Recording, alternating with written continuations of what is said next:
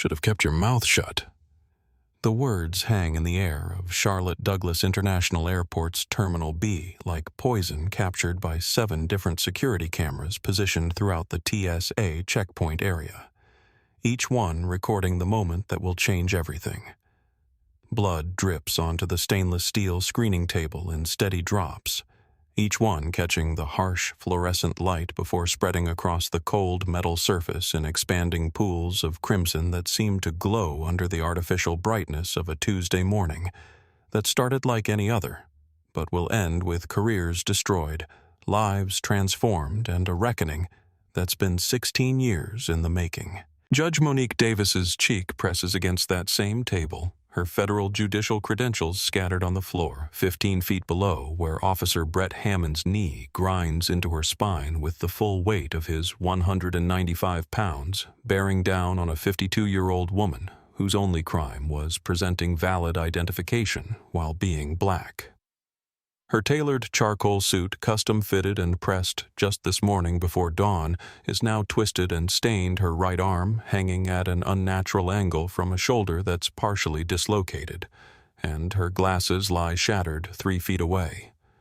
One lens cracked into a spiderweb pattern, while the other has broken free entirely and skittered under a nearby trash receptacle where it will later be recovered as evidence. Hammond's platinum blonde hair cropped military short in a style that speaks to the authority.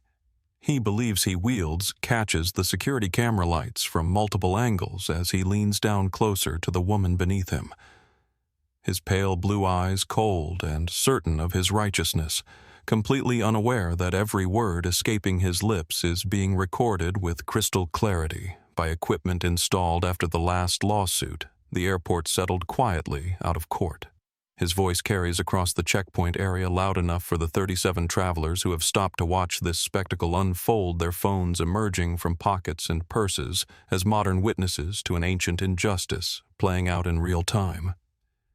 "You people always think you're above the law," he says, and the casual cruelty in those words will later be played in a federal courtroom where a jury will watch him say them over and over until the syllables lose all meaning except the hatred beneath them. Officer Joel Turner stands 12 feet away, his face pale and his hands hanging uselessly at his sides, saying nothing, doing nothing, his silence as damning as Hammond's actions, because standing by while wrong unfolds makes you complicit in ways that haunt you long after the moment passes.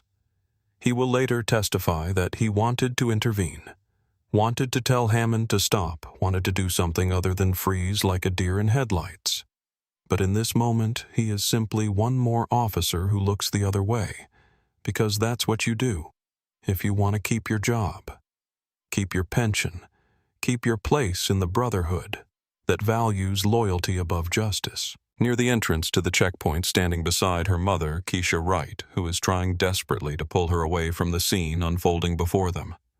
9-year-old Aaliyah Wright watches with tears streaming down her face, unable to look away from the blood spreading across stainless steel from the woman who isn't fighting back, being hurt anyway from the wrongness of it all that even a child can recognize with a clarity that adults have learned to rationalize away. Her small hand grips her mother's tighter as she whispers a question that will echo through courtrooms and prison cells and quiet moments of reckoning for years to come. "Mommy, why is he hurting her? She didn't do anything bad." The cameras record everything, the blood, the tears, the silence of witnesses who will later claim they didn't see clearly enough to be sure what happened, the businessman in the rumpled suit who passes through the pre-check lane without a glance from any officer while a federal judge bleeds 6 feet away. They record TSA Supervisor Denise Carrington running toward the scene, her radio already in her hand, her face showing the horrified recognition of someone who knows they're watching a catastrophe unfold in slow motion. They record the moment Chief Raymond Burke receives the call 3 terminals away, the way his face changes from annoyed to alarmed as someone whispers a name in his ear, the way he starts running before he's even ended the conversation. But most importantly, the cameras record the exact moment when Judge Monique Davis, her face pressed against cold steel, and her blood flowing freely from the gash beneath her left eye where broken glass has sliced through skin, turns her head just enough to look directly into one of those cameras and says in a voice steady, despite the pain radiating through her shoulder and down her arm in waves that make her vision blur. "Officer, I am the law. I'm a federal appellate judge on the Fourth Circuit Court of Appeals, and you're committing assault under color of law on camera." Hammond's laugh in response is cruel and sharp, and so certain of his own immunity that it will haunt him in the years to come when he lies awake in a prison cell remembering this moment and wishing he could reach back through time and make a different choice. "Sure you are," he says, pulling handcuffs from his belt with movements practiced from 14 years of stops just like this one, 14 years of passengers who looked like Judge Davis being pulled aside and searched and questioned and made to prove they belonged in spaces Hammond believed they had no right to occupy. "And I'm the President of the United States. This is how it begins, with blood on stainless steel, with a child's tears, with cameras recording truth that cannot be denied or dismissed or buried in the archives of complaints that go nowhere, because the people filing them lack the power to make anyone listen. This is how it begins.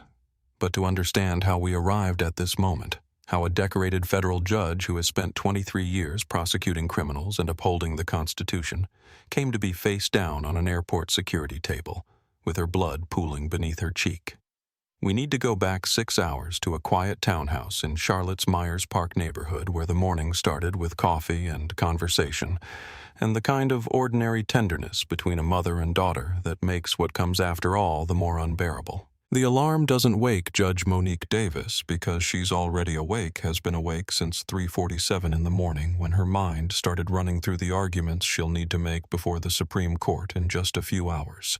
The emergency hearing on voting rights that required her presence in Washington and prompted this early morning flight that will change the trajectory of her life in ways she cannot possibly imagine as she lies in the pre-dawn darkness of her bedroom, listening to the quiet sounds of her house settling around her.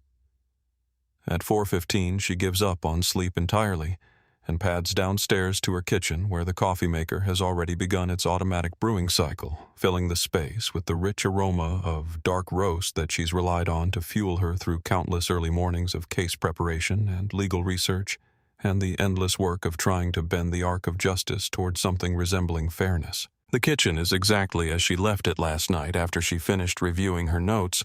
For the third time, the marble countertops clear, except for her briefcase sitting ready by the door, her travel documents arranged in the precise order she'll need them, her credentials checked and double-checked because she learned long ago that being prepared isn't optional when you're a black woman in spaces where people assume you don't belong. She's pouring her second cup of coffee when she hears the soft pad of small feet on the stairs, and moments later her daughter Zara appears in the doorway wearing NASA pajamas, decorated with planets and stars and the dreams of a 10-year-old girl who wants to study astrophysics when she grows up, who asks questions about black holes and gravitational waves with the same intensity her mother once brought to questions about constitutional law and equal protection. Zara's hair is pulled back in the braids Monique spent an hour perfecting last night while they watched a documentary about the Mars rover, and her eyes are bright with the kind of alertness that suggests she's been awake as long as her mother has been. "Couldn't sleep either?" Monique asks, and Zara shakes her head as she climbs onto one of the kitchen stools, her feet dangling well above the floor, even though she insists she's grown 2 inches since her last doctor's appointment and will absolutely be tall enough to ride the biggest roller coaster at Carowinds this summer. "I kept thinking about your case," Zara says, accepting the hot chocolate her mother makes without asking the same way Monique's own mother used to make it for her on mornings when the weight of the world felt particularly heavy. "The one about voting rights. You said it's important because it affects who gets to have a voice." Monique settles onto the stool beside her daughter, their morning routine as comfortable as the worn slippers on her feet, and explains again the complexities of the case. She'll be arguing in a few hours how certain states have been making it harder for people to vote, how those barriers disproportionately affect communities of color and low-income voters, how the fundamental right to participate in democracy is being eroded by policies designed to look neutral on paper but discriminatory in practice.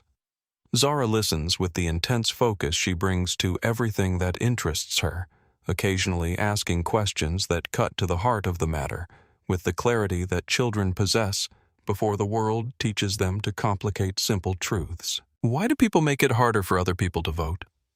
Zara asks, and Monique pauses, because this is the question she's spent her entire career trying to answer in legal briefs and courtroom arguments, when the real answer is so much simpler and so much more painful than case law and precedent can capture.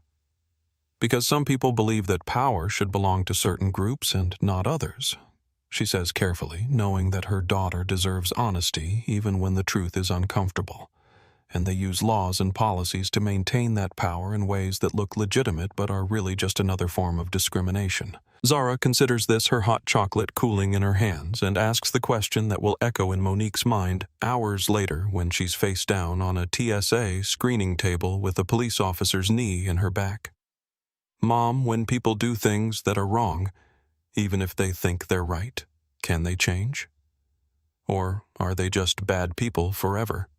It's the kind of question that philosophy professors spend entire semesters exploring, the kind of question that speaks to the fundamental human capacity for transformation and redemption and growth. And Monique takes her time answering because she knows her words will shape how her daughter sees the world and the people in it. "Everyone can change, baby," she says, finally reaching over to tuck a loose braid behind Zara's ear in that gesture of tenderness that mothers have been making since the beginning of time. But they have to want to change. They have to recognize that what they're doing is wrong, and they have to do the hard work of becoming better. That's the challenge. Not everyone is willing to do that work. They sit together in the quiet of early morning, mother and daughter, connected by blood and love, and the fierce bond that comes from navigating a world that doesn't always value black women the way it should. And Monique finds herself grateful for this moment of peace before the chaos of travel and legal arguments and the weight of responsibility that comes with wearing the robes of a federal judge. She helps Zara pack her backpack for the day she'll spend with her grandmother, while Monique is in Washington, checking that she has her homework and her library book and the snacks she prefers, the small acts of maternal care that ground her, even as her mind is already racing ahead to the Supreme Court and the arguments she needs to make. At 5:30, they're standing in the driveway waiting for the Uber that will take Monique to the airport, the morning air still cool and damp with dew, the sky just beginning to lighten with the first hints of dawn. Zara wraps her arms around her mother's waist in a hug that feels tighter than usual, and Monique breathes in the scent of her daughter's hair, coconut oil and childhood innocence, and feels the familiar ache of leaving, even though she knows she'll be home tomorrow evening. "Love you, Mom," Zara whispers against her mother's jacket. "Change the world today." "I'll do my best." Monique promises, not knowing that the world will indeed change today, just not in the way either of them expects, not in the gleaming halls of the Supreme Court, but in the harsh fluorescent lighting of an airport security checkpoint, where all her credentials and accomplishments and years of service will mean nothing to a man who sees only the color of her skin and decides in 3 seconds that she doesn't belong. Officer Brett Hammond wakes at 5 o'clock sharp without an alarm because his body has been conditioned by 14 years of shift work to rise before dawn, and he goes through his morning routine with the mechanical efficiency of someone who has performed the same actions so many times they no longer require conscious thought. Shower, shave, dress, in the crisp uniform he had dry cleaned just yesterday. Check that his badge is polished, and his nameplate is straight, and his service weapon is loaded with the regulation. 15 rounds that he has never fired outside of quarterly qualification drills at the range.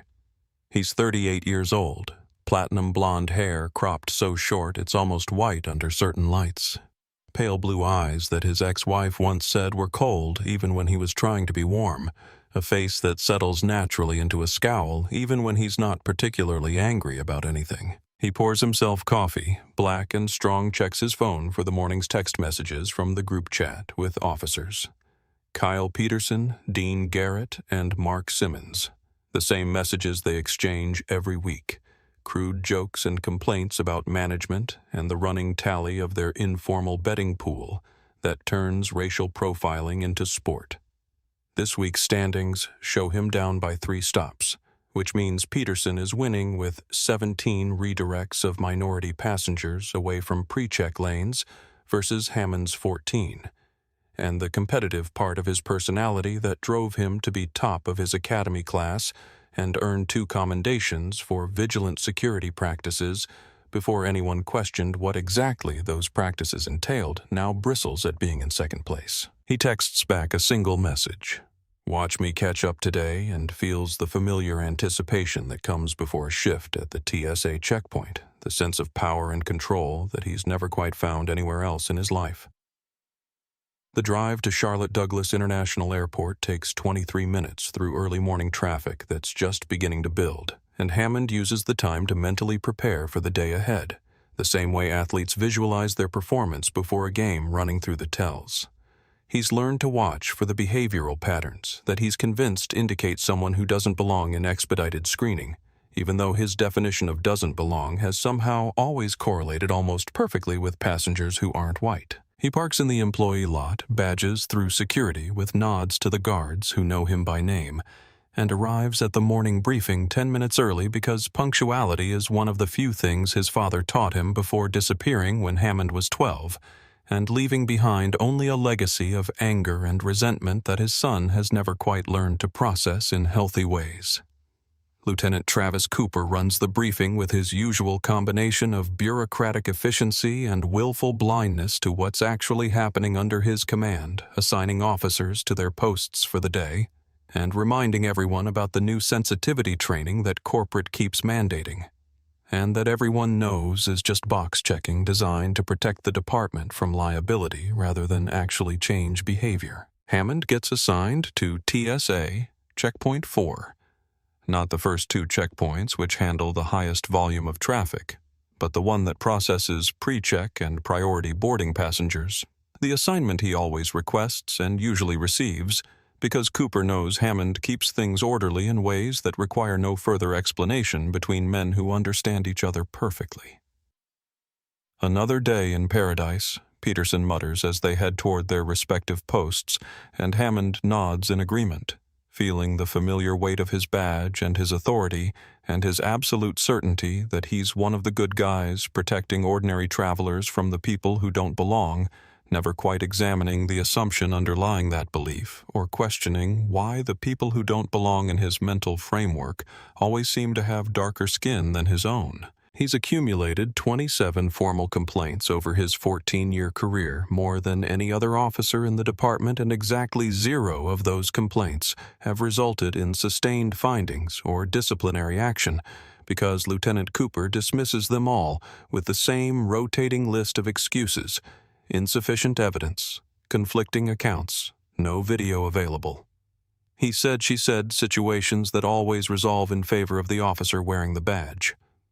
Hammond has learned through repetition and reinforcement that there are no consequences for the way he treats certain passengers, that the complaints filed by a black doctor detained for 4 hours, or a Latino businessman who missed his flight, or an Asian American professor pulled aside for additional screening that involved questions about her citizenship status, despite her United States passport, are just noise that gets filtered out by a chain of command, invested in protecting its own. Each dismissed complaint has taught him that he's untouchable, that the system values his authority over the dignity of the people he's sworn to serve, that he can make judgment calls based on skin color and dress and the indefinable quality he calls attitude without ever having to answer for those choices.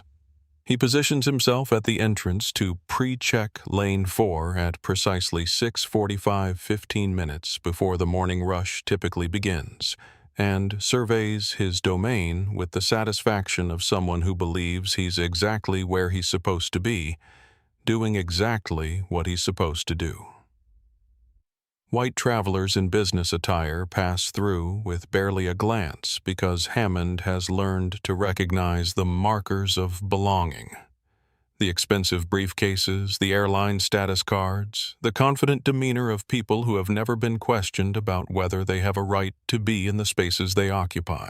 But when he sees a black woman in a tailored charcoal suit approaching his checkpoint, carrying a leather briefcase and walking with the kind of assurance that suggests she's never doubted her right to expedited screening, something in him tightens and focuses, and makes a decision in approximately 3 seconds that will destroy his career, send him to federal prison, and force him to confront every assumption he's built his identity around. He doesn't recognize Judge Monique Davis because he doesn't follow appellate court appointments or read legal news or pay attention to anything beyond his immediate sphere of authority. He sees only what he's been trained by 14 years of unchallenged bias to see a black woman who thinks she belongs in first-class airport or life. And his job, as he understands it, is to remind her that she doesn't. To make her prove she has a right to be here in ways he would never demand from the white businessmen who passed through 30 seconds ago without producing anything more than a boarding pass and a tired smile. Hammond steps directly into Judge Davis's path and feels the familiar surge of power that comes from making someone stop, making someone acknowledge his authority, making someone who probably thinks they're special realize that here in his checkpoint, he's the one who decides who belongs and who doesn't.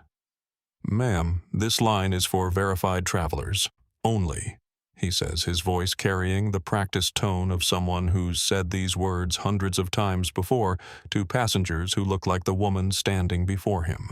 Regular screening is over there, and he points toward the standard security line that snakes back and forth through rope barriers in a 45-minute wait that will make her miss her flight if that's what it takes to teach her the lesson he's decided she needs to learn. Judge Monique Davis has been a federal judge for 9 years, a prosecutor for 23 years before that, and a black woman in America for 52 years, which means she's been stopped and questioned and asked to prove she belongs in more spaces than she can possibly count.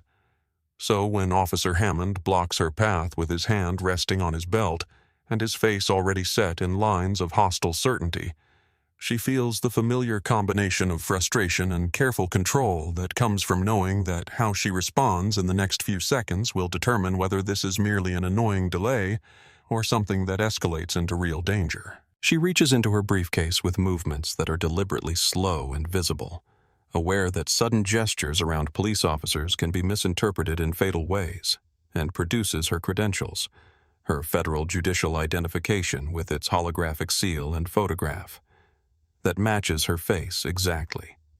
Her TSA Pre-Check approval that she's renewed just last month, her State Department travel clearance that grants her diplomatic courtesies at all United States ports of entry and access to secure facilities that most Americans don't know exist.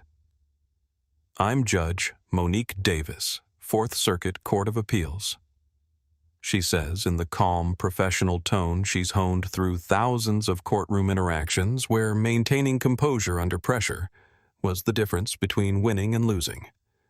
"Here are my credentials." Hammond barely glances at the documents in her outstretched hand, doesn't take them to examine the seal that would reveal their authenticity, doesn't scan the barcode that would pull up her verified traveler status in the computer system designed specifically to prevent exactly this kind of delay, doesn't do anything except look at her face and then back at the credentials and shake his head with the kind of dismissiveness that suggests he's already made up his mind and no amount of evidence will change it. "These look fake," he says, and the casual certainty in his voice would be almost impressive if it weren't so devastating in its implications. "You're going to need additional screening." Behind Judge Davis, a white businessman in a rumpled suit that probably cost less than her briefcase passes through the pre-check lane without a single question, followed by an elderly white couple moving slowly with rolling luggage, followed by a young white mother with a toddler balanced on her hip. And none of them are stopped. None of them are questioned. None of them are asked to prove anything beyond the boarding pass they're already holding.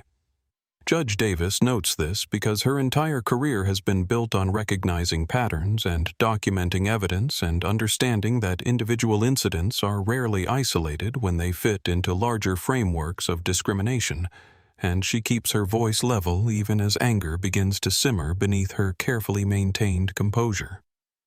"Sir, those passengers weren't screened," she says, gesturing toward the people who have just walked past unchallenged. Why am I being singled out?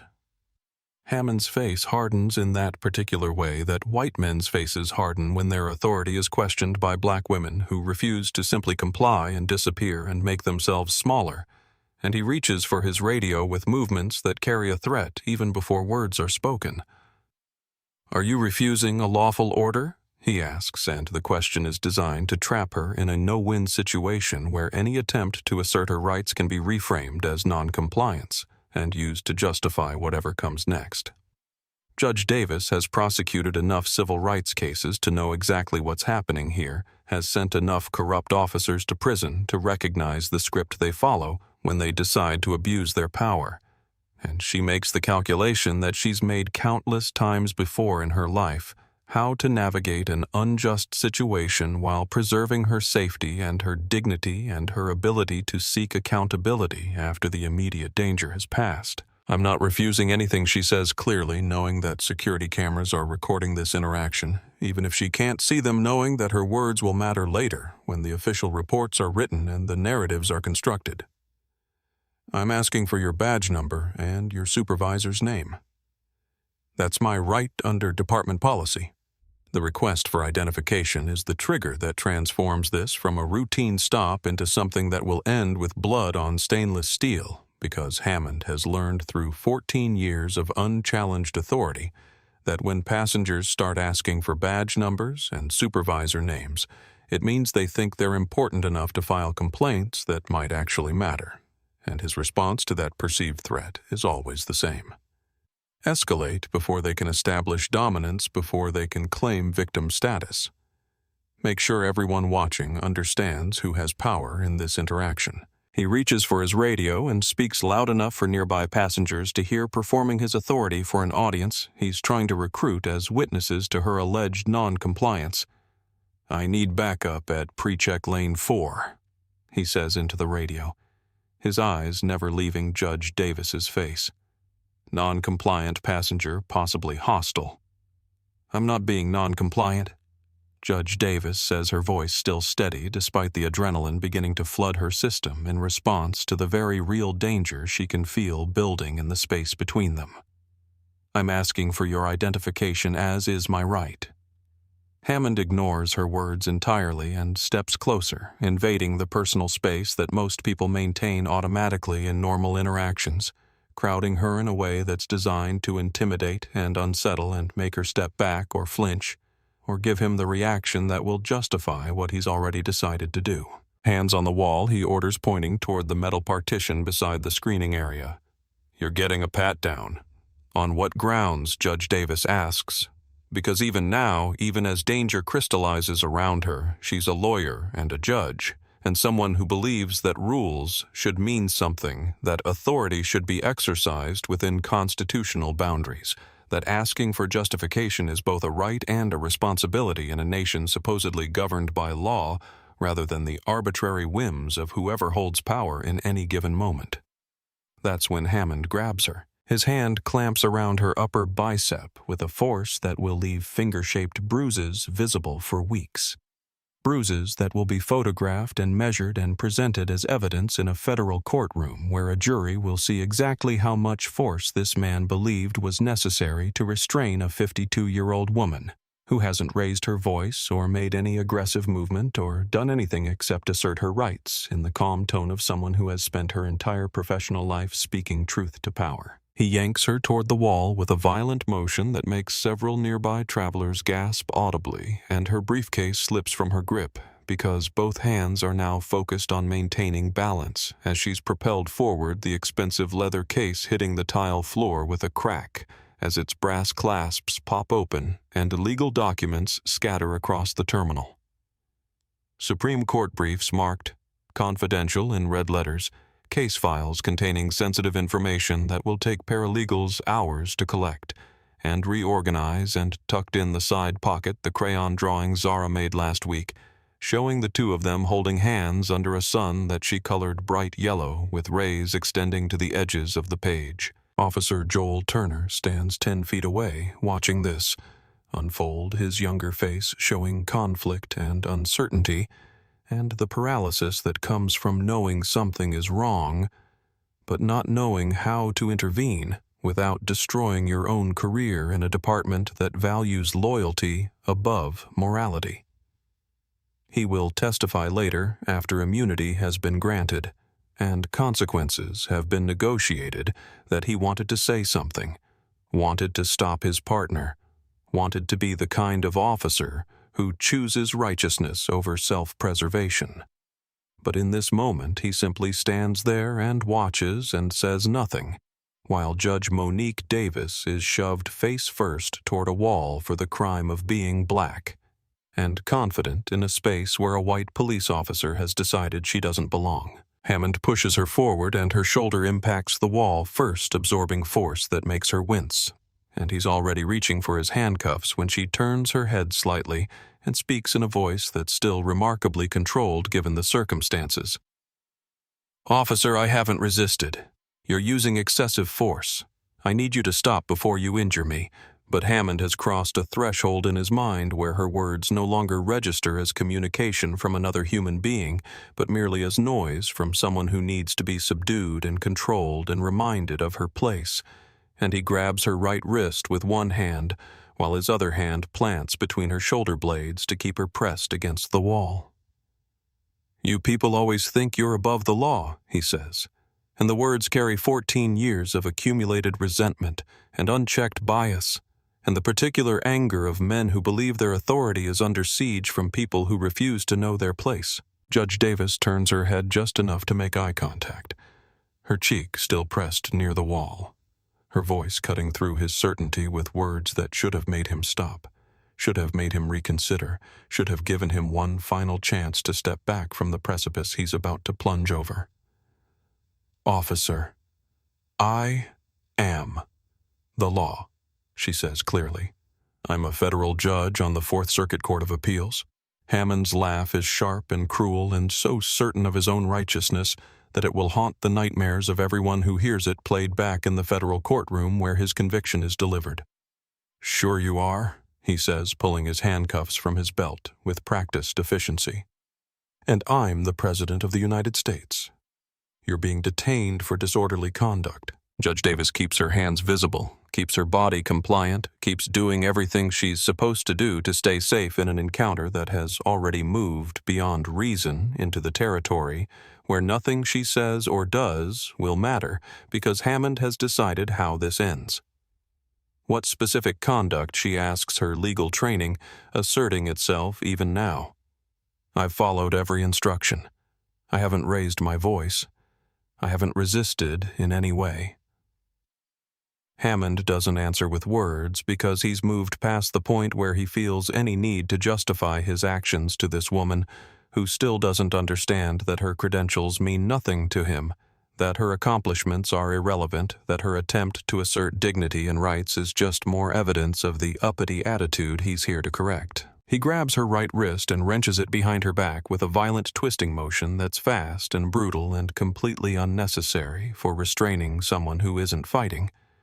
And the sound that escapes Judge Davis's lips is pure pain, as her shoulder joint separates partially from its socket ligaments, tearing and tendons straining and nerves screaming in protest as her arm is forced into a position the human body was never designed to achieve. Before she can even process the agony radiating through her shoulder and down her arm in waves that make her vision blur at the edges, Hammond slams her forward onto the metal screening table with enough force that her face strikes the stainless steel surface with a sickening impact that makes several witnesses turn away. Her glasses shatter on contact, one lens spiderwebbing into fragments while the other breaks free entirely, and a sharp piece of glass slices into her cheek just below her left eye, cutting through skin and drawing blood that begins flowing immediately bright red against the silver metal visible to every camera recording this moment, and every passenger watching in horror, and every officer who will later claim they didn't see clearly enough to intervene. Hammond forces her down harder, planting his knee into her upper back and pressing his full 195 pounds onto a woman half his size, who has a dislocated shoulder and a face wound that's bleeding freely onto the screening table that's supposed to protect travelers, rather than serve as the stage for their brutalization. Judge Davis can barely breathe with his weight compressing her lungs, can barely think through the pain. But she manages to speak through clenched teeth because even now, even in this moment, she believes that words matter and truth matters, and someone needs to create a record of what's happening. "I'm not resisting," she says each word, costing her effort. "You're injuring me. I need medical attention." Hammond leans down closer, his mouth near her ear, and speaks in a voice low enough that he probably thinks the cameras won't catch it, not realizing that the 7 security cameras positioned throughout this checkpoint area are equipped with directional microphones specifically designed to capture audio, even in the chaos of a busy terminal, that every syllable he's uttering is being recorded with perfect clarity and will be played back in a courtroom where the jury will watch his cruelty in high definition. "Should have thought about that before you got uppity with me," he says. And that single word, uppity, carries the weight of centuries of white authority attempting to put black people back in their place when they dare to assert their humanity. Officer Turner finally takes a step forward, his voice uncertain and his face pale, making one weak attempt at intervention that will save him from federal charges, but won't save him from being fired or from lying awake at night replaying this moment and wishing he'd been braver. "Darren, maybe we should," he starts to say, but Hammond cuts him off without even looking in his direction. "Shut up, Joel," Hammond snaps. "I know how to handle these people." And the cameras record everything. The blood pooling on the table and running in thin streams toward the edges where it drips onto the floor, in spots that crime scene technicians will later measure and photograph, the way Judge Davis's arm hangs at an unnatural angle from a shoulder that will require weeks of physical therapy to heal the tears on the faces of travelers who are watching this violence unfold and feeling helpless to stop it, the way Hammond's knee digs deeper into her back, even though she's not moving the casual brutality of a man who has been taught by every complaint that was dismissed and every supervisor who looked away and every system that protected him, that he can do this without consequence. 37 passengers have stopped to watch, now their morning routine disrupted by this spectacle of state-sanctioned violence, and phones are emerging from pockets and purses, screens glowing as recordings begin creating a digital archive of witness testimony that will be uploaded to social media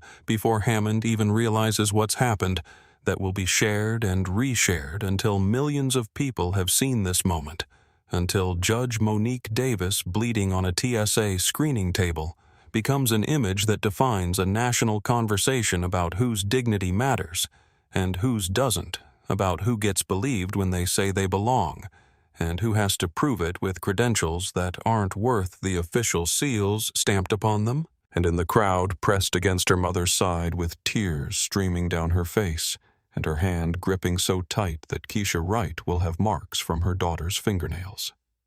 9-year-old Aaliyah Wright watches with the kind of attention that children bring to moments they don't fully understand, but recognize as significant, memorizing every detail because her teacher told her that witnessing is important, and remembering is a responsibility, and truth matters even when the adults around you seem to have forgotten it. She sees the blood and the twisted arm, and the way the woman's mouth moves around words that the police officer ignores, and she asks in a whisper loud enough for the passenger beside her to hear and include in the video already streaming live to Twitter, "Mommy, why is he hurting her? She didn't do anything bad." That question, captured on camera and broadcast across social media and news networks and eventually played in a federal courtroom, will echo through the years that follow in ways that Aaliyah cannot possibly imagine. In this moment, we'll plant seeds that grow into letters and conversations and transformations that demonstrate how a child's moral clarity can sometimes pierce through the rationalizations that adults construct to justify the unjustifiable. How a simple question asked in innocence can demand answers that entire legal systems have spent decades avoiding.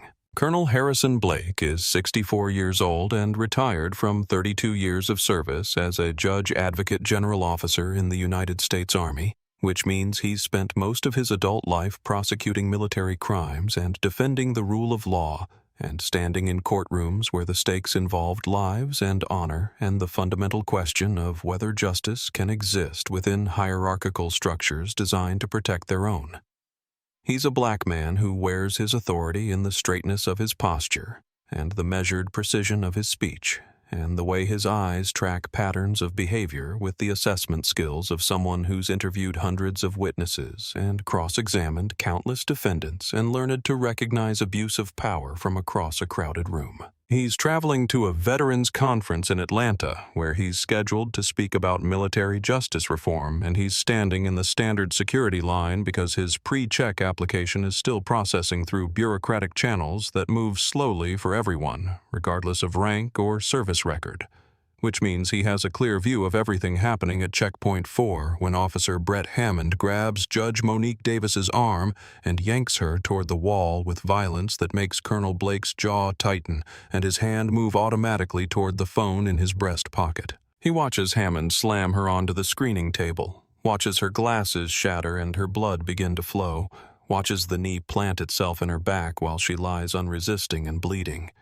And something in him makes a decision faster than conscious thought because 32 years of upholding military law has taught him that when you witness a crime in progress, you have both a moral obligation and a legal duty to intervene, regardless of the personal cost.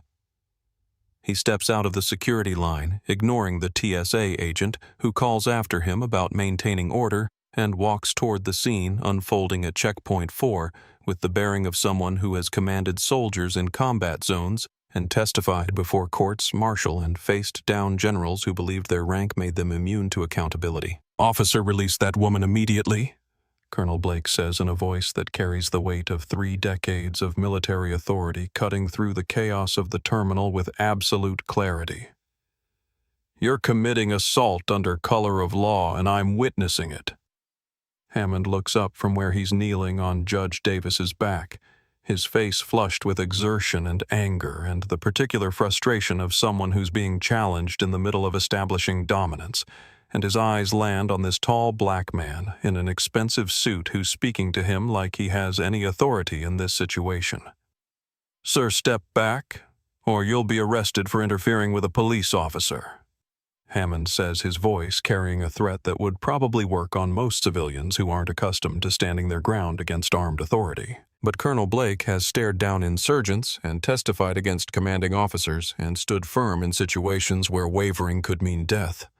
So a local airport cop threatening arrest doesn't move him even slightly from the position he's taken 10 feet from the screening table where a woman is bleeding onto stainless steel. He pulls out his phone already recording and with his other hand dials 911 while maintaining eye contact with Hammond in a way that communicates absolute unwillingness to be intimidated. "I'm reporting an assault in progress at Charlotte Douglas International Airport, TSA Pre-Check area, Checkpoint 4, he says into the phone, his voice calm and practiced and precisely articulated for maximum clarity. The assault is being committed by airport police officer badge number 347 against a restrained civilian who is bleeding and has requested medical attention. The victim is a black woman. The officer is white, and he's currently kneeling on her back while she lies face down on a screening table. Send emergency services immediately and send a supervisor from Airport Police Command." He reads Hammond's badge number aloud specifically, so it's captured on his recording and on the 911 call, creating multiple copies of evidence that can't all be disappeared or dismissed, and he notes the exact time on his watch and the position of security cameras and the faces of witnesses nearby, because documentation is how you build cases that survive attempts at cover-up. Officer Hammond, that woman has identified herself as a federal judge. Colonel Blake continues, still recording, still standing firm, despite the way Hammond's hand has moved closer to the weapon on his belt. She has presented valid credentials which you refuse to examine. She has not resisted in any way. You've dislocated her shoulder and caused a facial injury that's actively bleeding. Every action you're taking is being recorded by multiple cameras and witnesses. I strongly advise you to remove your knee from her back and call for medical assistance. Other travelers have formed a loose circle, now their phones also out, and recording creating a perimeter of witnesses that makes this incident impossible to bury in the usual ways that complaints against officers disappear into bureaucratic voids. An elderly white woman in a business suit approaches Colonel Blake and says quietly, "I saw the whole thing. She didn't do anything wrong. She just showed her ID and asked for his badge number, and he grabbed her." A younger man in jeans and a university sweatshirt adds, "I got video from the beginning. Before he even touched her. It's already uploading to my cloud." Hammond's face has gone from flushed to pale as he begins to realize that this isn't unfolding according to the script he's used successfully dozens of times before. That the usual pattern of isolated passenger versus uniformed authority has been disrupted by witnesses who are documenting everything and refusing to move along when ordered, and creating a record that can't be erased by dismissive supervisors who prefer problems to disappear quietly. He eases his knee off Judge Davis's back slightly, but doesn't release her, completely caught in the uncertainty of someone who's losing control of a situation but can't quite bring himself to admit defeat. That's when TSA Supervisor Denise Carrington arrives, pushing through the crowd with her radio in one hand and her face showing the horror of someone who's realizing that her workplace has become the scene of something terrible that she's going to have to answer for, even though she wasn't directly responsible. She takes in the scene with one sweeping glance: the blood on the table, the scattered documents on the floor, the federal judicial ID lying open near Hammond's boot with its holographic seal, catching the light, the woman's arm hanging at that wrong angle that suggests serious injury, the circle of witnesses recording everything on their phones. She reaches for her radio with a hand that's visibly trembling and speaks in a voice that barely maintains its professional composure. "Code 1033, officer. Need supervisor at checkpoint 4. Immediately, she says, using the code for emergency supervisor response. Then she turns to Hammond and asks in a voice that's quieter, but carries to every camera, recording this moment, "Officer, do you know who this woman is?" Hammond, still kneeling beside Judge Davis with his handcuffs out and his authority crumbling around him, responds with the same defensive certainty he's used to justify every questionable stop and every dismissed complaint throughout his career. "I don't care if she's the Queen of England," he says. "She was non-compliant and needed to be restrained." Denise Carrington's face goes even paler as she looks down at the federal ID on the floor and back up at the woman bleeding on her screening table, and she makes a choice in that moment to create a record that might protect her from the catastrophe that's coming. For the record, Officer Hammond. That woman is Judge Monique Davis, 4th Circuit Court of Appeals, confirmed by the United States Senate. She says clearly enough for the cameras to capture every word. She presented valid federal credentials and TSA Pre-Check authorization. She's entitled to expedited screening. Why did you stop her? Hammond has no answer that won't incriminate him further. So he says nothing, while the crowd of witnesses grows larger, and the recordings continue. And somewhere in the airport, 3 terminals away, Police Chief Raymond Burke is running toward Checkpoint 4 after receiving 3 simultaneous phone calls that all say the same thing in slightly different words. One of your officers has assaulted a federal judge on camera, and everything is about to come crashing down.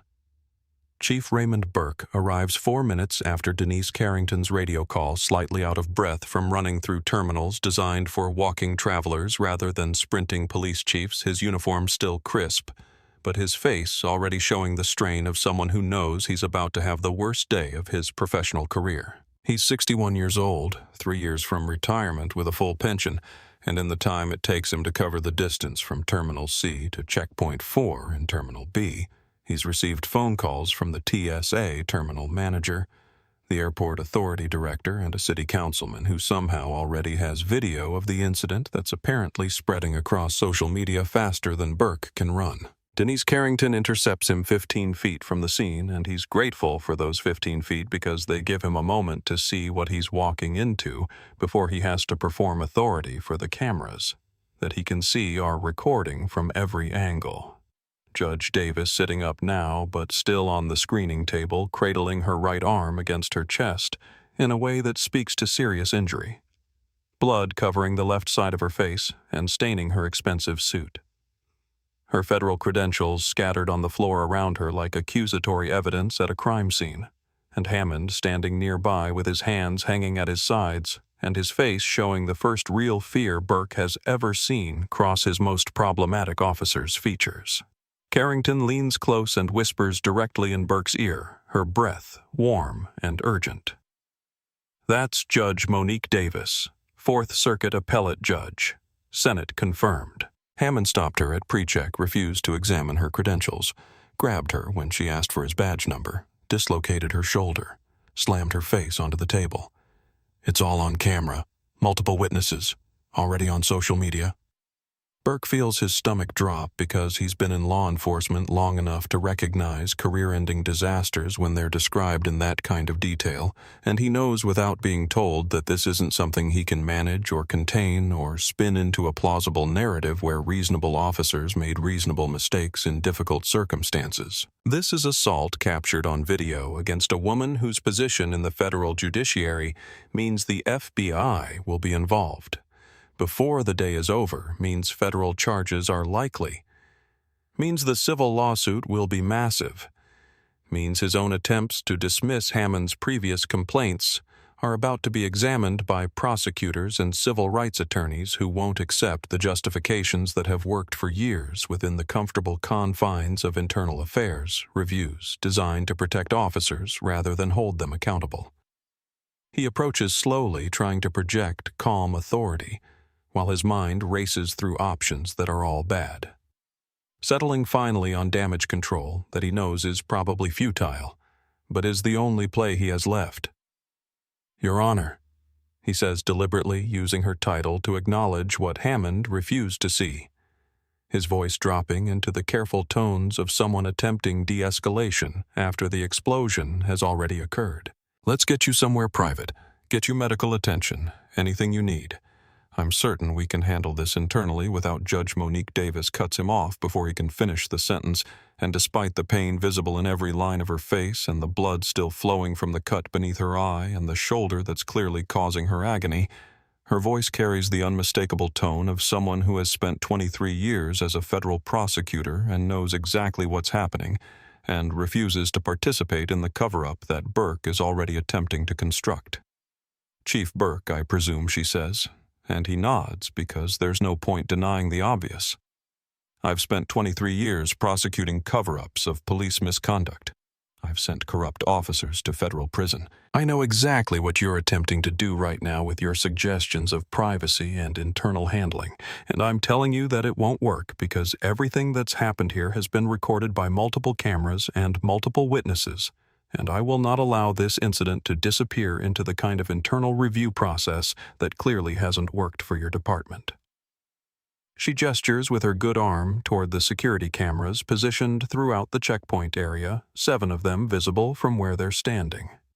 Each one recording from a different angle and creating a comprehensive archive of evidence that can't be edited or disappeared or explained away with the usual claims of insufficient documentation. "You're performing damage control on camera, Chief," she continues, and several nearby witnesses who are still recording nod in agreement with her assessment. "Everything you say right now is being recorded and will be used as evidence in the federal investigation that I'm requesting as soon as the FBI arrives. Burke's face flushes because she's right, and he knows that his attempt at containment has been called out and documented before it could even fully form, knows that this is the moment where his career trajectory changed from comfortable retirement to possible indictment. He steps back, hands raised in a gesture that's probably meant to look placating but reads more like surrender, and watches as paramedics arrive with their equipment and their professional demeanor and their obligation to document injuries in ways that will later become evidence in both criminal and civil proceedings. The EMTs are efficient and thorough, assessing Judge Davis's injuries with the practiced movements of people who've seen hundreds of assault victims and know how to document their findings for the legal proceedings that often follow. The lead paramedic, a woman in her 40s with gentle hands and eyes that have seen too much suffering, carefully examines the shoulder and makes notes about the angle and the swelling and the limited range of motion that indicates partial dislocation. She cleans the facial wound with antiseptic that makes Judge Davis wince, despite her attempts to maintain composure, counts the depth of the laceration, measures its length, photographs it from multiple angles for medical records that will be subpoenaed within days. "You need to go to the hospital," the paramedic says firmly after completing her initial assessment. "Your shoulder needs to be reset properly, probably requires imaging to rule out additional damage. This facial laceration needs stitches, at least 6 from what I can see, maybe more depending on what the ER doctor finds.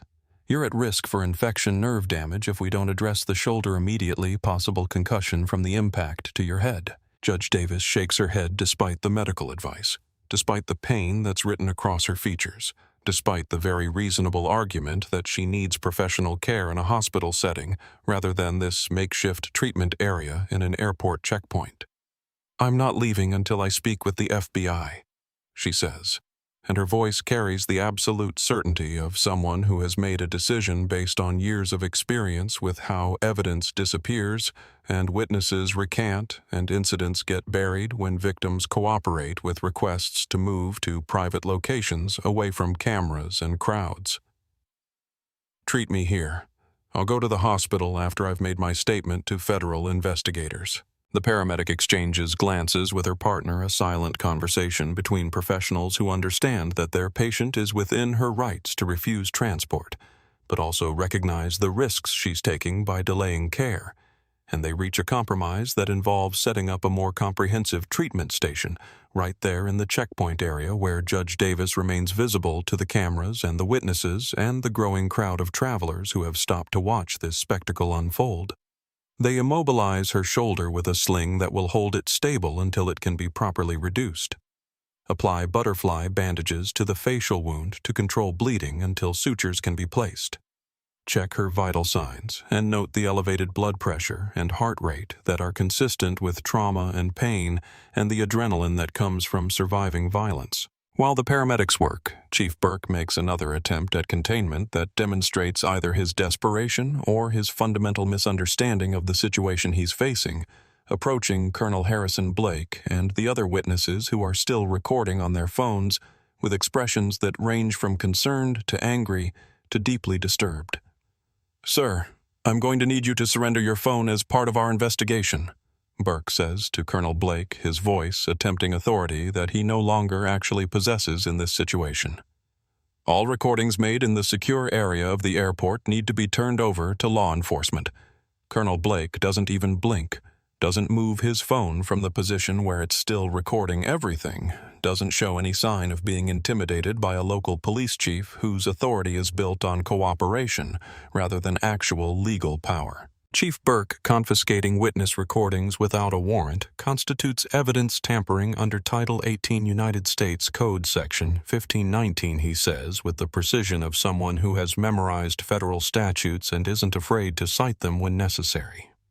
Additionally, attempting to seize evidence from witnesses could be construed as obstruction of justice, which is also a federal crime. I'd strongly advise you to step back and wait for the FBI to arrive, because anything you do right now to interfere with this investigation will be added to the charges that are likely already being drafted. Other witnesses tighten their grips on their phones, several backing away from Burke like he's attempting robbery rather than evidence collection, And one woman in her 30s with her phone held high calls out loud enough for everyone to hear mine's already uploaded to cloud storage. You can't delete what's already on servers in 3 different states. Another passenger adds, "I sent mine to my lawyer before your officer even took his knee off her back." Burke realizes in that moment that containment is impossible, that the old playbook of controlling the narrative through controlling the evidence doesn't work in an era where everyone carries a camera and uploads to the cloud and creates redundant copies faster than any police department can suppress them. And he steps back with the defeated posture of someone who knows he's watching his career end in real time, while cameras record every moment for posterity. Judge Davis, sitting in the back of the ambulance with her shoulder immobilized and her face bandaged and her suit stained with her own blood, pulls out her phone with her good hand and makes a single call to a number she has memorized, because federal judges are supposed to have direct access to the Chief Justice's office for emergencies that require immediate attention at the highest levels of the judicial system. She explains briefly what has happened, her voice calm despite the circumstances, describing the assault and the injuries, and the fact that she's currently sitting in an airport checkpoint waiting for the FBI, because she refuses to allow this incident to be buried in the internal review process that has apparently failed to address Officer Hammond's pattern of behavior for 14 years. The Chief Justice's aide on the other end of the call is appropriately horrified and immediately understanding of why Judge Davis needs to delay her appearance at the emergency Supreme Court hearing, and assures her that the court will reschedule and that she should focus on her safety and her health and the federal investigation that clearly needs to happen. By 8:45 in the morning, news alerts are appearing on phones across the country. Federal judge assaulted at airport. Appellate court. Judge bloodied by police video shows. Airport officer. Attacking black. Judge. And the story is already spreading faster than any official response can contain.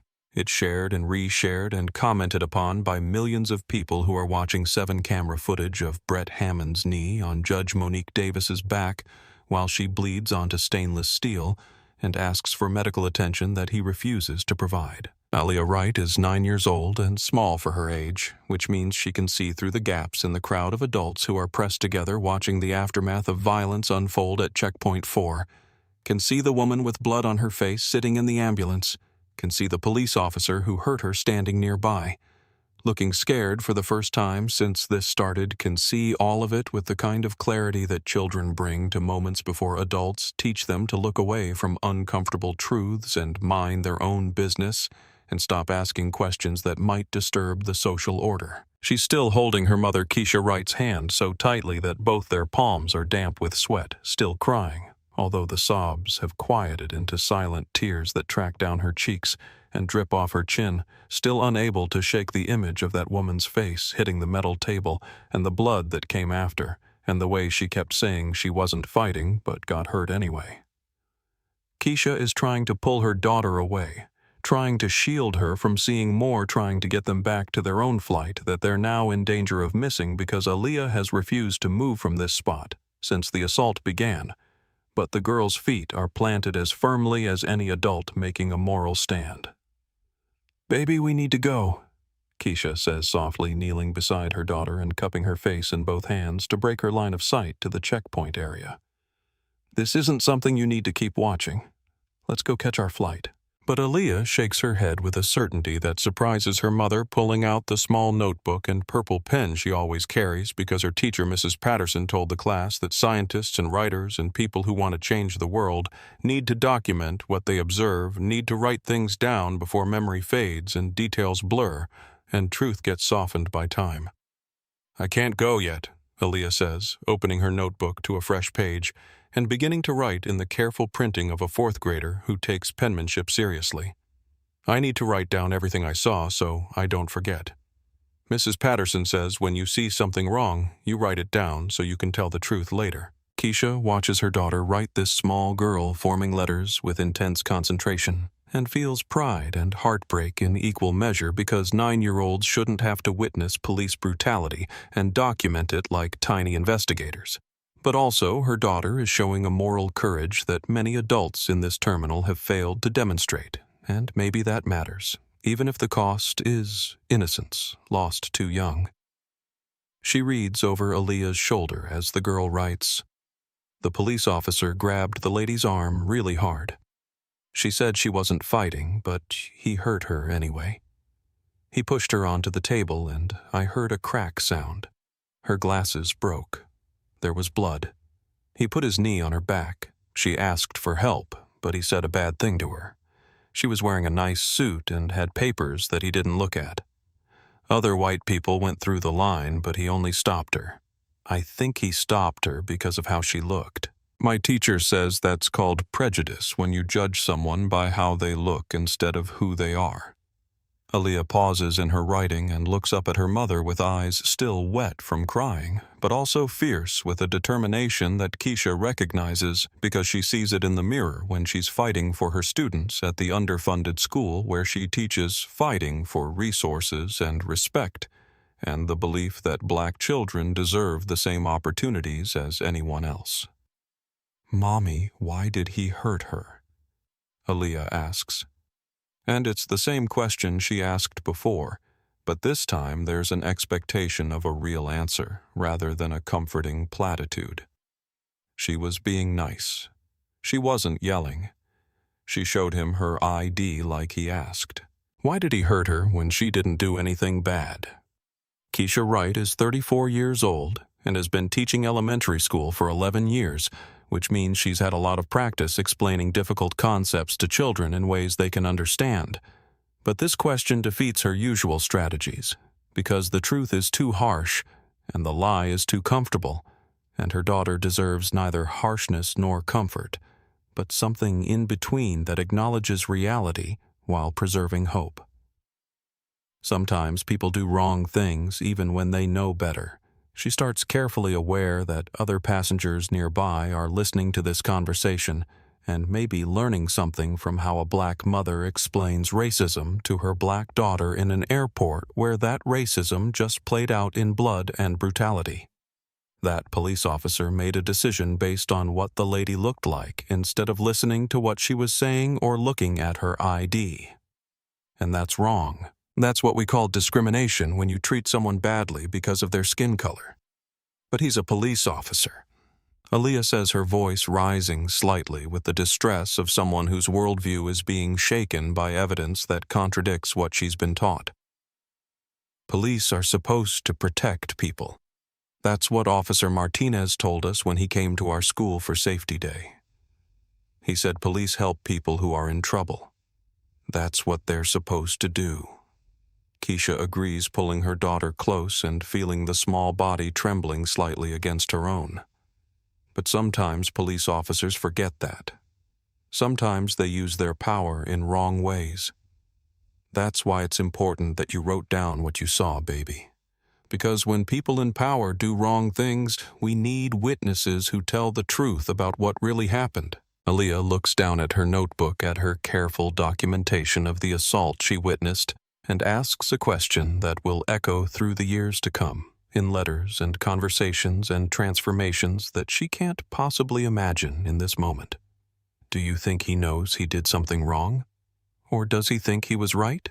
Keisha considers this carefully because it's actually a profound question about moral psychology and the capacity for self-deception, and whether people who commit injustice can ever really see themselves clearly. And she gives her daughter the complicated answer that the question deserves. "I think right now he probably thinks he was doing his job," she says honestly. "But maybe if enough people tell him the truth about what he did, if he sees all these videos and hears from witnesses like you, maybe he'll start to understand that he was wrong." People can change, Aaliyah. Not everyone does change, but they can if they're willing to do the hard work of seeing themselves clearly. Colonel Harrison Blake has been listening to this conversation from a few feet away, and he approaches now with the gentle demeanor of someone who has daughters of his own, and understands the importance of honoring children's moral clarity rather than dismissing it as naivety. "Excuse me," he says to Keisha. "I couldn't help overhearing. Your daughter witnessed the entire incident from the beginning. Keisha nods, her arm still around Aaliyah's shoulders, protective instinct making her wary of strangers approaching her child, even when those strangers seem well-intentioned. She saw everything.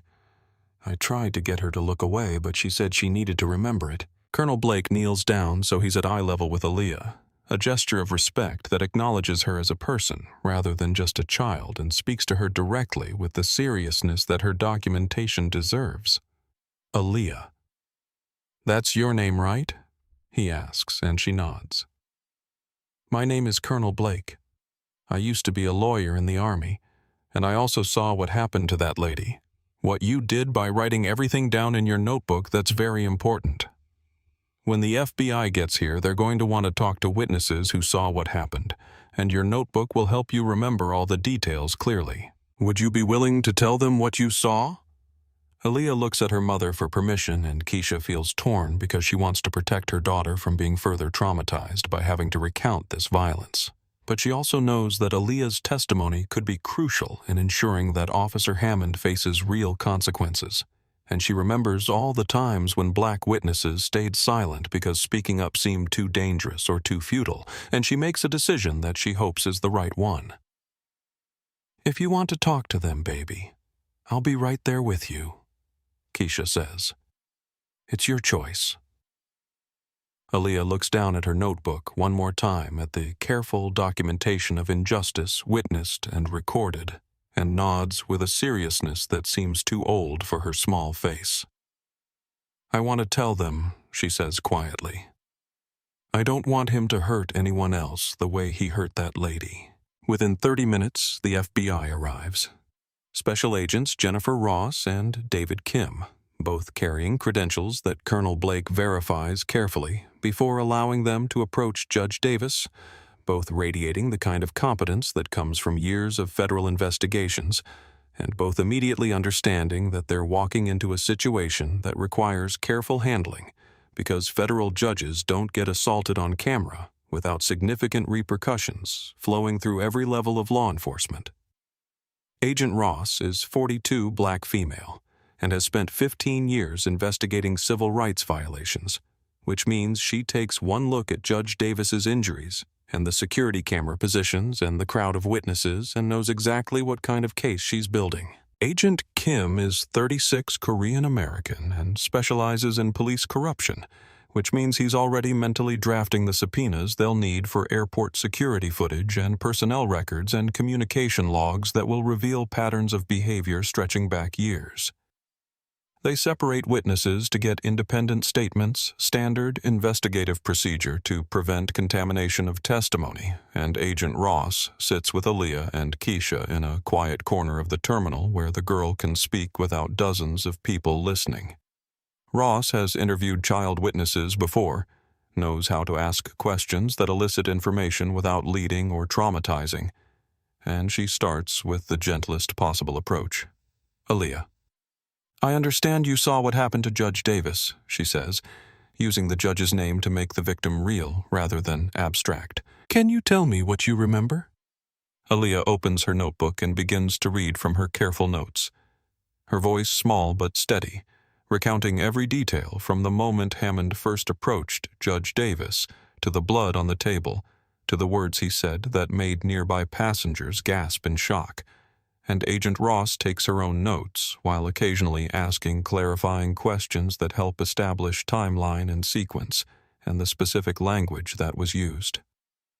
When Aaliyah gets to the part where Hammond said, "You people always think you're above the law," her voice wavers slightly, but she keeps reading, keeps testifying, keeps doing the brave work of speaking truth to power, even though she's 9 years old and shouldn't have to carry this burden. Aaliyah! You're doing really well, Agent Ross says when the girl finishes reading from her notebook. I have one more question.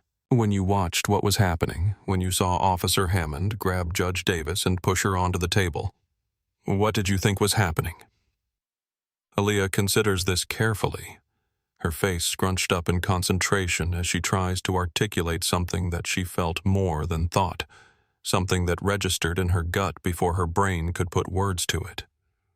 "I thought he was being a bully," she says, finally. Like when kids at school pick on someone just because they can, because they're bigger or stronger, or the teachers aren't watching closely enough. He looked at her and decided she was someone he could hurt, and then he hurt her, even though she was following all the rules. That's what bullies do.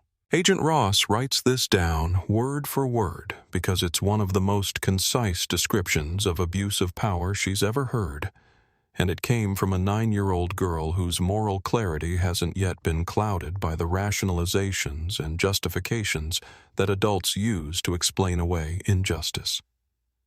"Thank you, Aaliyah Ross," says, closing her notebook and meeting the girl's eyes with genuine respect. "What you saw matters. What you wrote down matters. You're a very brave witness, and your testimony is going to help make sure that Judge Davis gets justice." Aaliyah nods and then asks the question that has been building in her since this conversation started, the question that will eventually lead to letters written to a man in prison and conversations about redemption and change and the possibility that people who do terrible things might still be capable of becoming better. "Agent Ross, do you think that police officer will learn that what he did was wrong? Do you think he can change?" Ross has been asked many questions by many witnesses over her 15 years with the FBI. But this one catches her off guard because it's not about evidence or timelines or what happens next in the investigation. It's about something deeper, about human nature and the capacity for transformation, and whether justice should include the possibility of redemption alongside punishment. She thinks about the officers she's arrested over the years, the ones who showed genuine remorse, and the ones who remained defiant even after conviction. And she gives Aaliyah an answer that's honest, even if it's not entirely hopeful. "I don't know," she admits. "Some people do change when they're forced to face what they've done. But change is hard work, and not everyone is willing to do it. What I do know is that he needs to be held accountable for what he did today, and that's what we're going to make sure happens. The FBI doesn't waste time with polite requests or bureaucratic delays when federal judges are assaulted on camera, which means Special Agents Ross and Kim present the Airport Authority compliance officer with a choice that isn't really a choice at all. Voluntarily surrender all security footage from Terminal B Checkpoint 4 and surrounding areas for the time period between 6:30 and 9:30 a.m., or wait approximately 20 minutes for the federal warrant that's already being drafted by an assistant United States attorney who was pulled out of a morning meeting specifically to handle this case and is currently typing at speeds that suggest both professional competence and personal outrage. The compliance officer, a nervous man in his 50s who has worked for the Airport Authority for 23 years without ever encountering a situation remotely like this one, chooses voluntary cooperation because he correctly assesses that fighting the FBI over evidence in a case this clear-cut would be career suicide. And within 40 minutes, Ross and Kim are sitting in an airport security office reviewing footage from 7 different cameras, each offering a different angle on the same indefensible assault, creating a comprehensive visual record that eliminates any possibility of he said, she said ambiguity. Camera 1 shows a wide shot of the checkpoint area from an elevated position that captures Hammond's approach to Judge Davis as she enters the pre-check lane, shows his body language shifting from neutral to aggressive in the span of seconds, shows him stepping directly into her path without any preceding interaction or behavior that could justify additional screening. Camera 2 is positioned at a lower angle that captures the moment she presents her credentials, shows Hammond barely glancing at the federal judicial ID with its holographic seal clearly visible, shows him shaking his head in dismissal without scanning or examining the documents in any meaningful way. Camera 3 provides a side view that records Hammond grabbing her arm with force that makes Judge Davis's body jerk forward.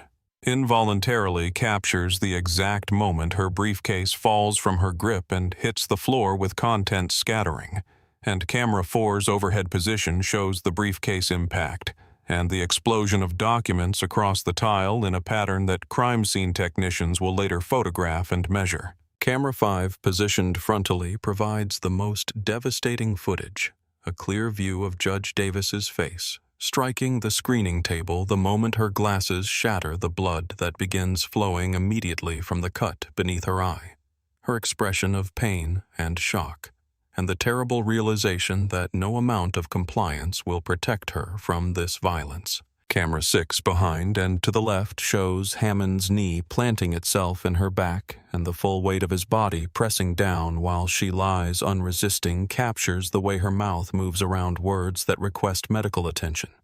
And Camera 7's wide checkpoint view is perhaps the most damning of all because it shows white passengers continuing to flow through adjacent lanes without a single additional screening or question, while Hammond brutalizes a black federal judge 6 feet away, a visual representation of selective enforcement so stark that it eliminates any possible claim of colorblind security procedures. The audio is equally devastating because the cameras are equipped with directional microphones designed specifically to capture conversations in high-noise environments, which means every word Hammond spoke is recorded with crystal clarity that will later be played in a federal courtroom where jurors will hear his voice saying, "You people always think you're above the law and should have kept your mouth shut, and I know how to handle these people." And the casual cruelty in his tone will be impossible to explain away or recontextualize as anything other than exactly what it was racial animus expressed through the mechanism of state power.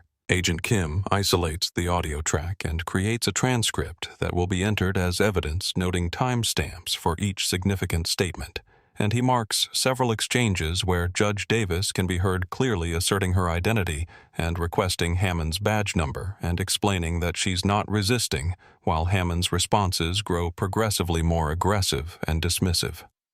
The transcript shows a pattern that any reasonable person can recognize a woman attempting to de-escalate through calm communication, while an officer escalates through physical force, a woman following every instruction, while an officer manufactures justifications for violence, a woman maintaining her dignity despite brutalization, while an officer reveals his contempt for that dignity through every word and action. But the most devastating piece of evidence comes from a source that Hammond himself provided because department policy requires all officers to wear body cameras that activate automatically at the beginning of each shift and record continuously until the end, creating a first-person perspective on every interaction that should serve as protection for both officers and the public they encounter.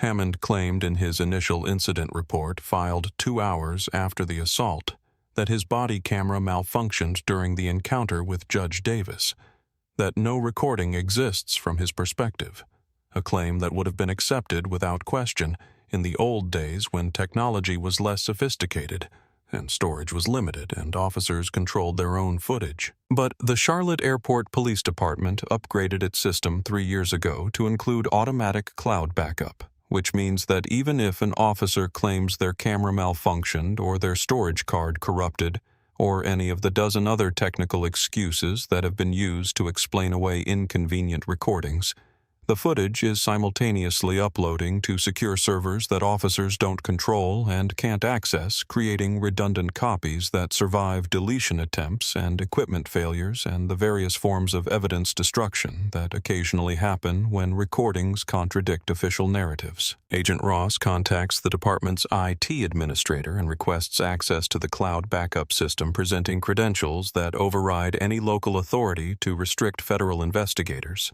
And within 30 minutes, she's reviewing footage that Hammond believed didn't exist, watching from his perspective as he spots Judge Davis entering the checkpoint area and turns to Officer Turner with a smirk that's visible even though the camera is mounted on Hammond's chest, because Turner's face reflects back the expression Hammond is wearing. The audio captures Hammond saying clearly, "Watch me deal with this 1-3 words that demonstrate premeditation and intent, and the fact that he targeted Judge Davis before she'd done anything except appear in his line of sight." The body camera footage follows Hammond's approach records, his instructions to Judge Davis. From his perspective, captures her presenting credentials that are clearly visible on his camera. shows her calm compliance with every order he issues, and then records the assault itself in first-person perspective that will make jurors physically uncomfortable when they watch it, because seeing violence from the perpetrator's point of view creates an intimacy that third-person cameras can't match. They'll see Judge Davis's face as Hammond slams her onto the table, see her glasses shatter from his viewpoint, see the blood flowing while he keeps his knee planted in her back, and they'll hear his voice saying things that he probably thought sounded tough in the moment, but will sound cruel and indefensible when played back in the sterile environment of a federal courtroom. Agent Kim cross-references the body camera footage with the 7 security cameras and creates a synchronized timeline that shows the assault from 8 different angles simultaneously, a comprehensive documentation that eliminates any gap in coverage or possibility of claiming something happened off-camera or in a blind spot that might cast doubt on the sequence of events. The synchronized footage is so thorough that it captures Judge Davis's facial expression changing from professional calm to pain to resignation as she realizes that nothing she says will stop what's happening, captures the tears on Aaliyah Wright's face in the background of camera 7, while she watches violence unfold, captures the businessman in the rumpled suit who passes through unchallenged, literally 10 seconds after Hammond grabbed Judge Davis's arm. But the investigation doesn't stop with video evidence, because patterns of behavior matter in federal civil rights cases, and both agents know that proving this wasn't an isolated incident of poor judgment, but rather part of a longer pattern of discriminatory enforcement will be crucial for both criminal prosecution and civil liability. Agent Ross requests Hammond's complete personnel file, including all complaints filed against him over his 14-year career. And what she receives is simultaneously unsurprising and shocking in its scope. 27 formal complaints, an extraordinary number for any officer, each one alleging some variation of racial profiling, excessive force, unlawful detention, or verbal abuse. The complaints paint a picture of an officer who made a habit of stopping minority travelers in pre-check and priority boarding lanes, questioning their credentials in ways he never questioned. White passengers subjecting them to additional screening that delayed their flights and humiliated them in front of other travelers, and using language that clearly communicated his belief that certain people didn't belong in spaces reserved for verified travelers. 24 of the 27 complaints involved black passengers, 2 involved Latino travelers, 1 involved an Asian American woman, and 0 involved white passengers. A statistical pattern so stark that it eliminates any possibility of coincidence and demonstrates clear discriminatory intent regardless of whatever facially neutral justifications Hammond might have offered. Every single one of those 27 complaints was dismissed by Lieutenant Travis Cooper Hammond's direct supervisor with justifications that Agent Ross recognizes from dozens of previous investigations into police departments where internal accountability systems are designed to protect officers rather than discipline them. Insufficient evidence despite clear documentation, conflicting accounts when the only conflict is between officer and victim. Testimony that the department automatically privileges no video available in cases where video absolutely existed but wasn't preserved, and the all-purpose dismissal of complaints as he said, she said situations where the department defaults to believing officers even when their stories strain credulity. Agent Kim obtains a warrant for Lieutenant Cooper's department email account and discovers evidence that transforms this from a case about one officer's misconduct into something larger and more disturbing. A pattern of institutional failure that allowed harassment and discrimination to flourish because supervisors actively protected the officers engaging in it rather than stopping them. The emails show Cooper was not only aware of Hammond's pattern of behavior, but participated in it, contributed to it, celebrated it in messages to Hammond and other officers that joke about keeping pre-check clean and maintaining standards and other coded language that clearly refers to preventing minority passengers from accessing expedited screening. One email from Cooper to Hammond, sent 3 months before the assault on Judge Davis, reads, "Another complaint from yesterday's random screening. Don't worry, I've got you covered like always. Just be a little more careful about where the cameras are pointing next time." Another message, this one in a group chat with Hammond and 3 other officers, contains Cooper's response to someone asking about the department's new bias training requirement. More corporate bullshit to keep the lawyers happy. Just sit through it, nod in the right places, and keep doing what you're doing. Nothing's going to change. But it's the betting pool that provides the most shocking evidence of institutional corruption, because what the FBI discovers isn't just individual officers making poor choices, but an organized effort among multiple officers to turn racial profiling into competitive sport, with actual money-changing hands based on who could redirect the most minority passengers away from pre-check lanes during any given week. The encrypted messaging app that Hammond and his colleagues used for this purpose is harder to access than standard department emails, requires the FBI's digital forensics team and cooperation from the app developer who receives a federal subpoena. But once the messages are recovered, they reveal a pattern of behavior so egregious that even Agent Ross, who has investigated police corruption for 15 years and thought she'd seen everything, finds herself momentarily speechless. The messages show weekly tallies where officers reported their numbers. How many black passengers stopped, how many Latino travelers delayed, how many minority passengers successfully prevented from using pre-check, with the winner collecting a cash pot that sometimes reached several $100s. The messages include celebrating good catches and mocking passengers who complained, include Hammond bragging about making a mouthy professor miss her flight to a conference, include jokes about which officers are leading the league in redirects and who needs to step up their game to stay competitive. The final message in the chain that Agent Kim flags for particular attention was sent by Hammond 47 minutes after the assault on Judge Davis, time-stamped at 8:32 a.m., while she was still sitting in the ambulance waiting for the FBI to arrive, and he was filing his false incident report, claiming she'd been combative and he'd used appropriate force to restrain her. The message reads, "Just bagged a tough one. Judge lady who thought her papers would intimidate me.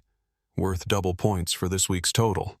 Drinks on whoever comes in second." That message, celebrating the assault on a federal judge as a victory in an illegal betting pool, will be played in court and broadcast across news networks and become the single piece of evidence that demonstrates more clearly than anything else the complete moral bankruptcy of not just Hammond, but the entire culture of the department that allowed this to happen for 14 years without intervention. Special Agents Ross and Kim report their findings to FBI Charlotte Field Office.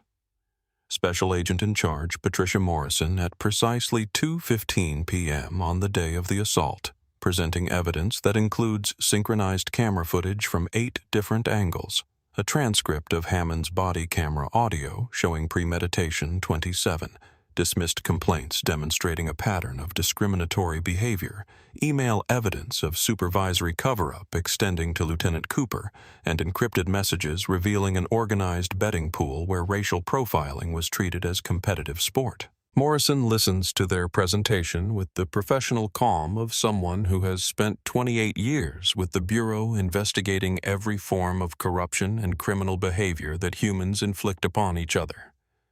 But when they play Hammond's message, celebrating the assault on Judge Davis as a victory, worth double points in his betting pool, something in her expression hardens into the look of someone who has just decided that this case will receive every resource the FBI can possibly deploy.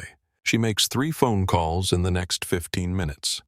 One to the Assistant Director for Civil Rights Division at FBI headquarters in Washington, who needs to be briefed immediately on an assault against a federal judge. One to the United States Attorney for the Western District of North Carolina, whose office will be prosecuting the federal charges, and one to the Department of Justice Civil Rights Division in Washington, because this clearly isn't just about individual officers, but about institutional failures that require comprehensive investigation and remedial oversight. By 4:30 p.m., the case has been designated a priority investigation with authorization for unlimited resources, which means Agent Ross and Kim are joined by 4 additional agents, 2 forensic accountants to trace the betting pool money, a digital forensics specialist to recover deleted communications, and a civil rights attorney from Maine Justice, who will coordinate with the U.S. Attorney's Office on charging decisions.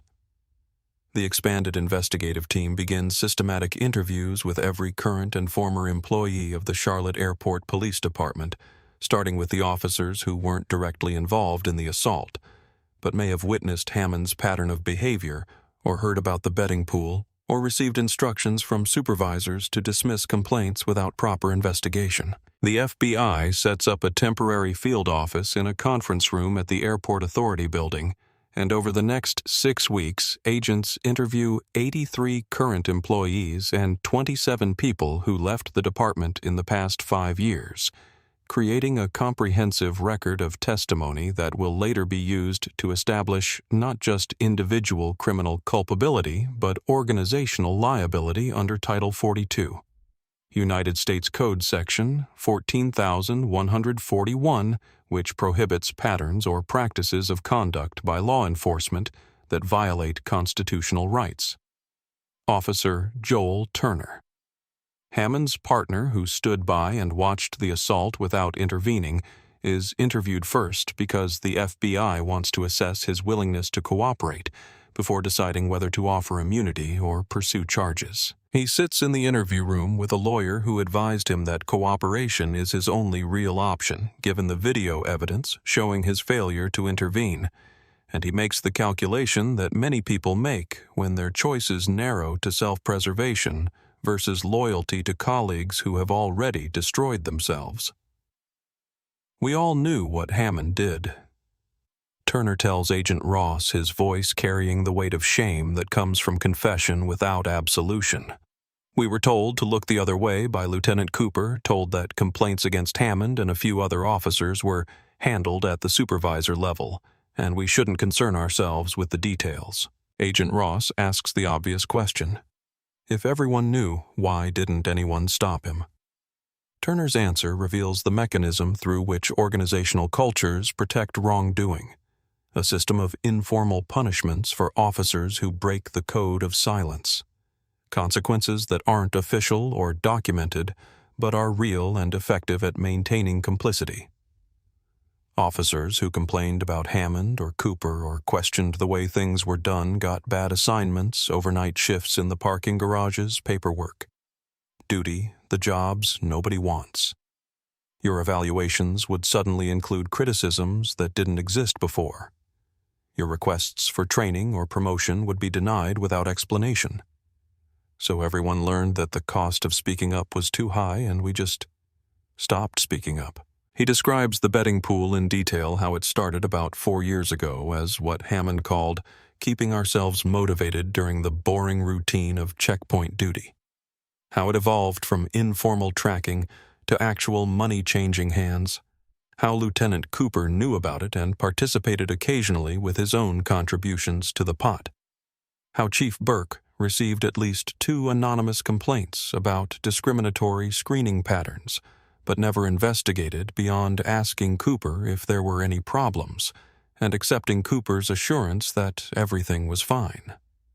Turner's testimony establishes that the institutional failure wasn't just passive neglect, but active protection that supervisors at multiple levels chose to enable misconduct rather than address it, and that the entire chain of command valued officer solidarity over constitutional rights of the travelers they were supposed to protect. The FBI expands its investigation beyond the Airport Police Department to include every complaint filed against Hammond over 14 years, tracking down the 27 people who took the time to document their experiences and submitted formal grievances that were dismissed without meaningful investigation. 19 of those former complainants agree to be interviewed, and their stories create a devastating picture of Hammond's pattern of behavior that makes the assault on Judge Davis seem not like an aberration, but rather the inevitable culmination of years of escalating misconduct that went unchecked. Dr. Carla Henderson, a black cardiothoracic surgeon traveling to a medical conference in 2019, describes being detained for 5 hours based on what Hammond called inconsistencies in her travel documents that turned out to be his inability to believe that a black woman could be a physician of her stature. She missed her conference presentation, lost a professional opportunity to present groundbreaking research, and filed a complaint that was dismissed with a form letter saying her concerns had been fully investigated, despite no investigator ever contacting her for follow-up. She still has her boarding pass from that day, still has the business card she was going to distribute at the conference, still has the psychological scars from being treated like a criminal, when all she was doing was traveling for work. James Thornton, a black attorney working for a Fortune 500 company, recounts being pulled aside by Hammond in 2021 and taken to a private screening room where he was subjected to a strip search based on what Hammond claimed was suspicious behavior that Thornton later realized was just him reading legal documents while waiting in line because apparently black men reading complex materials at airports must be suspicious in Hammond's worldview. The strip search found nothing because there was nothing to find, and Thornton filed a complaint that included witness statements from other passengers who saw him being led away.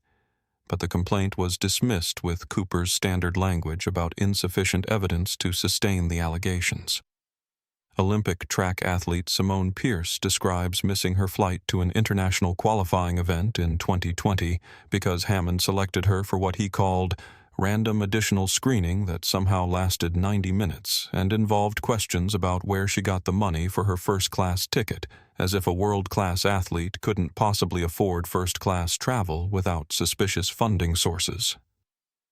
She filed a complaint that included her Olympic credentials and documentation of her missed competition, but it was dismissed without investigation, and she lost her chance to qualify for the event, a professional setback that still affects her career trajectory years later.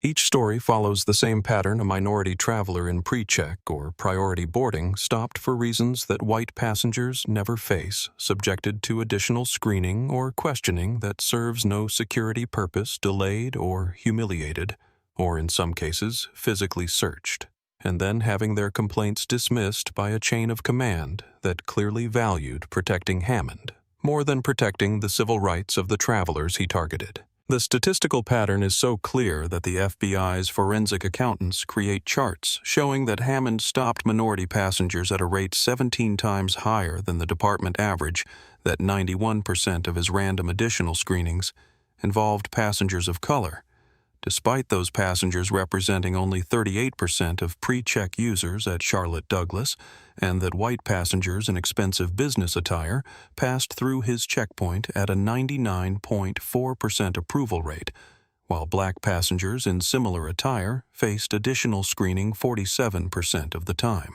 The investigation uncovers email exchanges between Chief Raymond Burke and the airport authority's legal counsel that show Burke was specifically warned in 2021 about the statistical disparities in Hammond's screening patterns, warned that the department was creating civil liability exposure, warned that the pattern of dismissed complaints suggested institutional indifference to civil rights violations that could trigger federal intervention.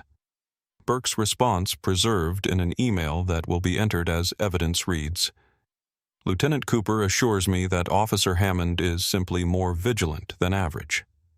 I see no reason to question an experienced officer's professional judgment. Let's continue to handle complaints at the supervisor level and avoid creating documentation that could be misinterpreted." That email, with its explicit instruction to avoid creating documentation and its casual dismissal of statistical evidence showing clear discrimination, transforms Burke from a supervisor who failed to notice problems into someone who actively suppressed evidence to protect officers he knew were violating civil rights. And when the federal grand jury eventually reviews that email alongside the video of Judge Davis bleeding on a screening table, while Hammond's knee presses into her back, they will have no difficulty connecting institutional failure to individual tragedy. The federal grand jury convenes 6 weeks after the assault in a secure courthouse in downtown Charlotte. 23 citizens selected to hear evidence and determine whether federal crimes have been committed by officers who swore oaths to uphold the law but used their authority to violate it instead. The grand jury process is conducted in secret to protect witnesses and preserve the integrity of the investigation. But what happens inside that room over 3 days of testimony will eventually become public record when indictments are issued and trials begin creating a permanent account of how police misconduct was enabled by institutional failure across every level of command. Judge Monique Davis testifies first, her right shoulder still in a brace, even though 6 weeks have passed, because the partial dislocation caused nerve damage that requires ongoing physical therapy and may never fully heal, leaving her with permanent limitation in her range of motion and chronic pain that flares when she's tired or stressed or tries to lift anything heavier than her briefcase. The scar beneath her left eye has faded from angry red to pale pink, but remains visible, a permanent reminder that she carries on her face every time she looks in a mirror, every time she appears on the bench, every time someone asks what happened, and she has to decide whether to explain or deflect. She testifies for 4 hours, walking the grand jury through every moment of the encounter from Hammond's initial approach to the blood on the screening table. Her voice steady and professional because she's spent her entire career testifying in courtrooms and knows how to present evidence clearly.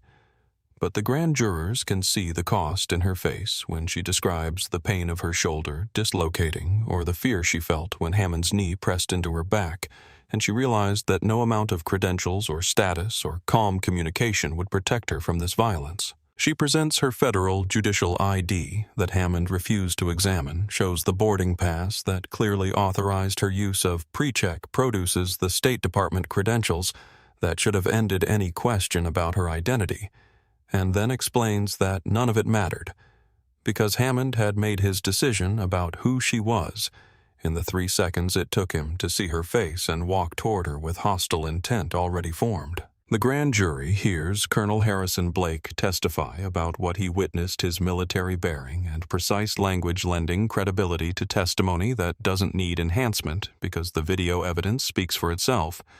But his account provides context that cameras can't capture, the way other passengers in line reacted with shock when Hammond grabbed Judge Davis, the conversations he overheard between travelers who were disturbed by what they were seeing but didn't know how to intervene, the moment when Chief Burke attempted to confiscate witness phones in what Colonel Blake recognized immediately as obstruction of justice. His testimony establishes that this wasn't an ambiguous situation where reasonable people might disagree about what happened, but rather a clear assault witnessed by dozens of people who understood exactly what they were seeing. And then Aaliyah Wright testifies, this small 9-year-old girl who has to sit on a cushion so she can be seen over the witness table, who brings her purple notebook with its careful documentation of everything she observed, whose voice is clear and steady despite the nervousness visible in her fidgeting hands. The prosecutors handling the grand jury presentation have prepared her carefully, explaining what questions they'll ask and why the grand jury needs to hear her account, reassuring her that she's safe and protected and doing something important by telling the truth. But nothing can completely prepare a child for the weight of testifying about violence she witnessed and can't unsee. Aaliyah, can you tell the grand jury what you saw that morning at the airport? The Assistant United States Attorney asks gently, and Aaliyah opens her notebook and begins reading from her notes, her child's handwriting projected on screens for the grand jurors to follow along as she recounts each detail. The grab, the slam, the blood, the words. Hammond spoke that made her mother try to cover her ears, but she heard anyway, because children always hear the things adults wish they wouldn't. When she gets to the part where she asked her mother, "Why is he hurting her?" She didn't do anything bad. Her voice wavers slightly, and several grand jurors visibly react. One woman dabbing at her eyes with a tissue. A man shaking his head in what might be anger or sorrow or both. The prosecutor pauses to let the moment settle, to let the grand jury sit with the image of a child traumatized by police brutality, and then asks the follow-up question that had been carefully discussed with Aaliyah beforehand. "Why do you think Officer Hammond hurt Judge Davis?" Aaliyah looks up from her notebook and speaks directly to the grand jury with the moral clarity that children possess before the world teaches them to complicate simple truths. "I think he didn't like her because of how she looked," she says. My teacher says that's called prejudice when you judge someone by their skin instead of who they are. The judge lady was being nice and following the rules, but he hurt her anyway because he thought she didn't belong there because she was black like me and my mom. The room is completely silent except for the sound of the court reporter's fingers on keys, and then one grand juror, an older white man wearing a business suit, raises his hand to ask a question that the prosecutors allow, because grand jury proceedings permit jurors to ask questions directly. Aaliyah, has what you saw changed how you feel about police officers?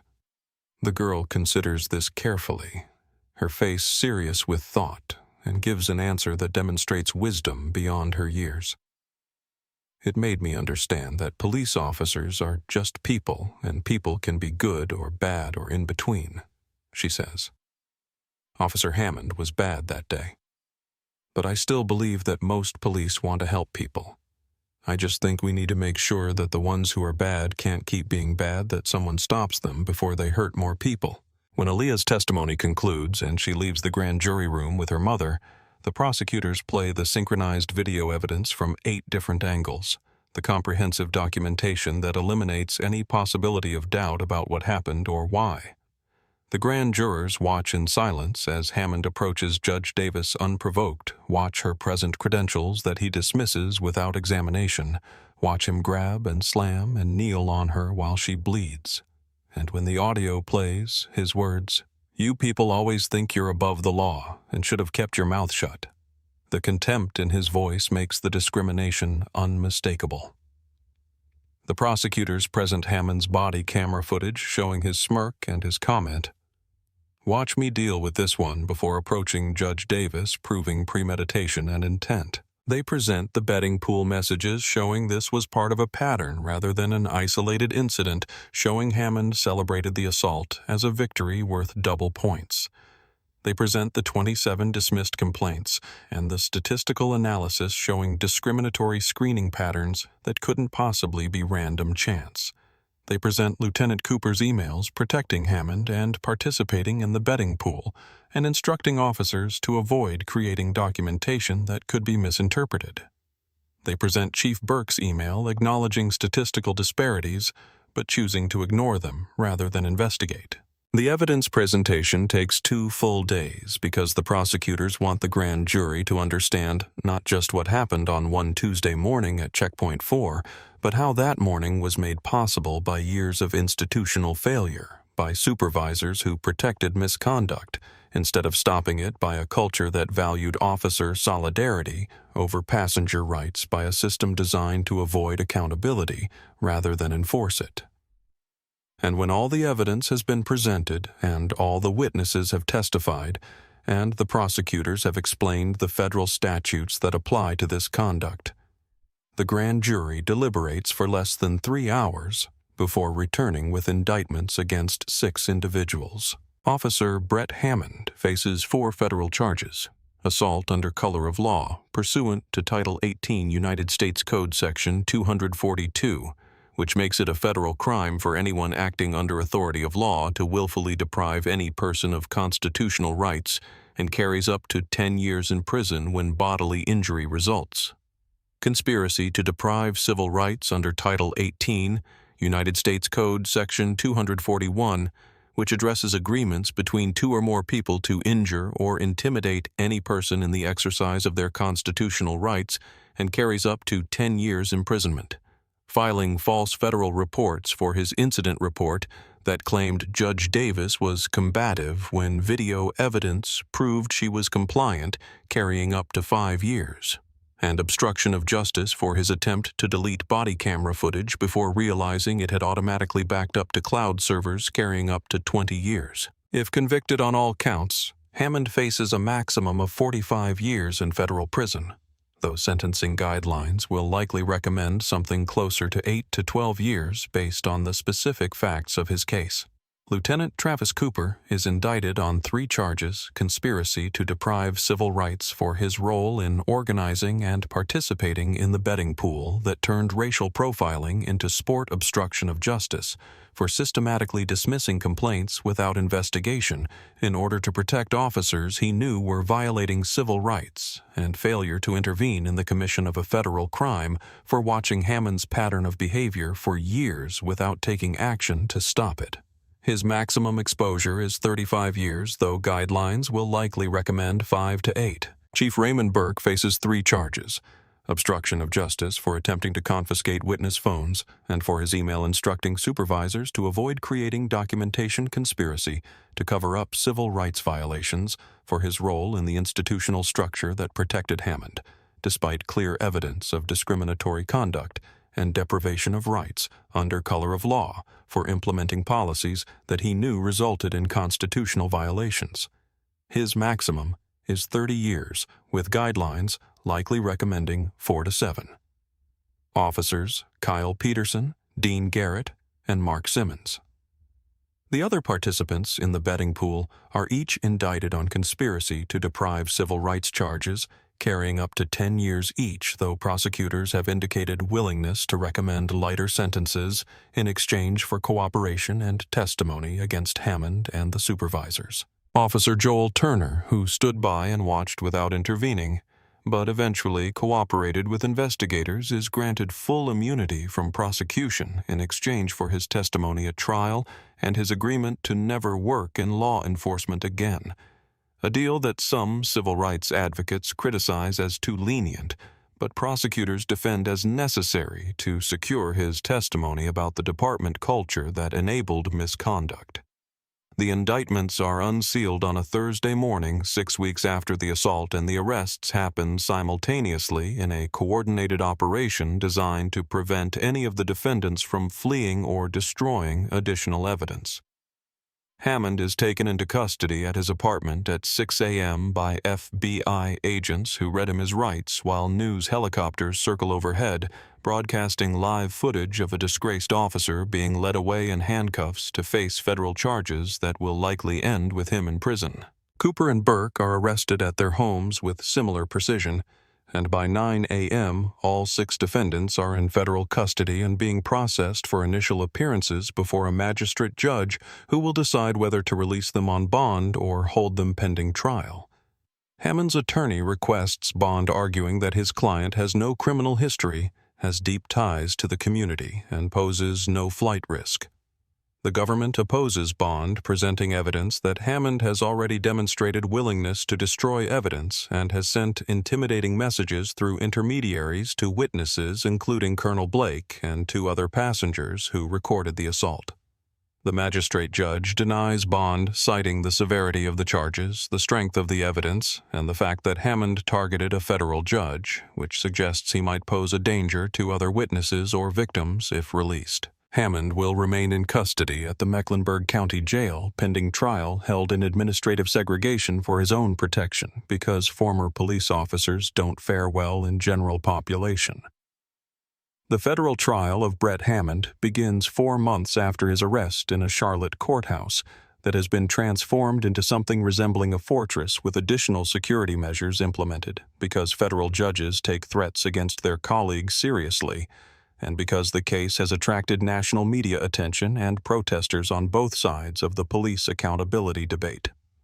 The jury selection takes 2 full weeks because every potential juror in Charlotte has seen the video of Judge Davis bleeding on a screening table, has formed some opinion about police conduct, and racial justice has to be questioned carefully about whether they can set aside those pre-existing views and judge the case based solely on evidence presented at trial. The final jury is 8 women and 4 men, 7 white and 5 black, representing a range of ages and professions and backgrounds, all of whom survived the intense questioning about their ability to be fair and their opinions about police and their experiences with discrimination.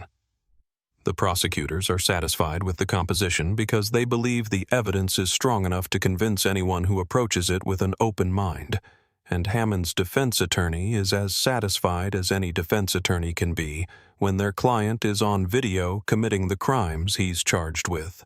And the question isn't really whether he did it, but whether the jury will believe his justifications for why. The prosecution's opening statement is delivered by Assistant United States Attorney Michael Chen, a prosecutor with 15 years of experience handling civil rights cases, who has developed a reputation for methodical presentation of evidence and emotional appeals that connect legal principles to human suffering. He stands before the jury and begins not with law or procedure, but with the simple question that Aaliyah Wright asked her mother. Why did he hurt her when she didn't do anything bad? That question asked by a 9-year-old child who witnessed the assault. You'll see on video cuts to the heart of this case. Chen tells the jury, his voice carrying throughout the silent courtroom. Judge Monique Davis didn't do anything bad. She presented valid credentials. She asked for Officer Hammond's badge number, which is her right. She complied with every instruction. She never raised her voice, never made a threatening gesture, never gave Officer Hammond any legitimate reason to grab her to slam her onto a screening table to drive his knee into her back while she bled. So why did he hurt her? The evidence will show you exactly why. Because he saw a black woman in a space where he believed black women didn't belong, and he decided in 3 seconds to put her back in what he considered her place. Chen walks the jury through what they'll see over the coming week's video from 8 different angles, showing the assault in comprehensive detailed testimony from witnesses including Judge Davis and Colonel Blake and Aaliyah Wright, evidence of Hammond's pattern of discriminatory behavior spanning 14 years, the betting pool messages that turn racial profiling into sport, the body camera footage showing premeditation, the medical evidence of injuries that Judge Davis will carry for the rest of her life. He explains the federal charges and what the government must prove, but mostly he tells a story about abuse of power and the catastrophic consequences when institutions protect bad officers instead of stopping them. Hammond's defense attorney, a private lawyer named Robert Walsh, who specializes in representing police officers and has a reputation for aggressive tactics and willingness to blame victims, delivers an opening statement that attempts to reframe the narrative entirely. This case isn't about racism, Walsh tells the jury with the confidence of someone who has successfully defended many police officers by convincing juries that split-second decisions in tense situations deserve deference, even when they result in injury. This is about a police officer doing his job in the way he was trained to do it, making security assessments based on behavioral cues and encountering a passenger who refused to comply with lawful orders. It's a bold strategy given that video evidence clearly shows Judge Davis complying with every instruction. But Walsh knows that some jurors will be predisposed to side with police, and his job is to give those jurors enough justification to vote not guilty despite the evidence. He promises to show that Hammond's actions were consistent with his training, that Judge Davis's credentials appeared suspicious to a trained eye, that her requests for his badge number constituted resistance, that the force he used was necessary to restrain someone he perceived as non-compliant.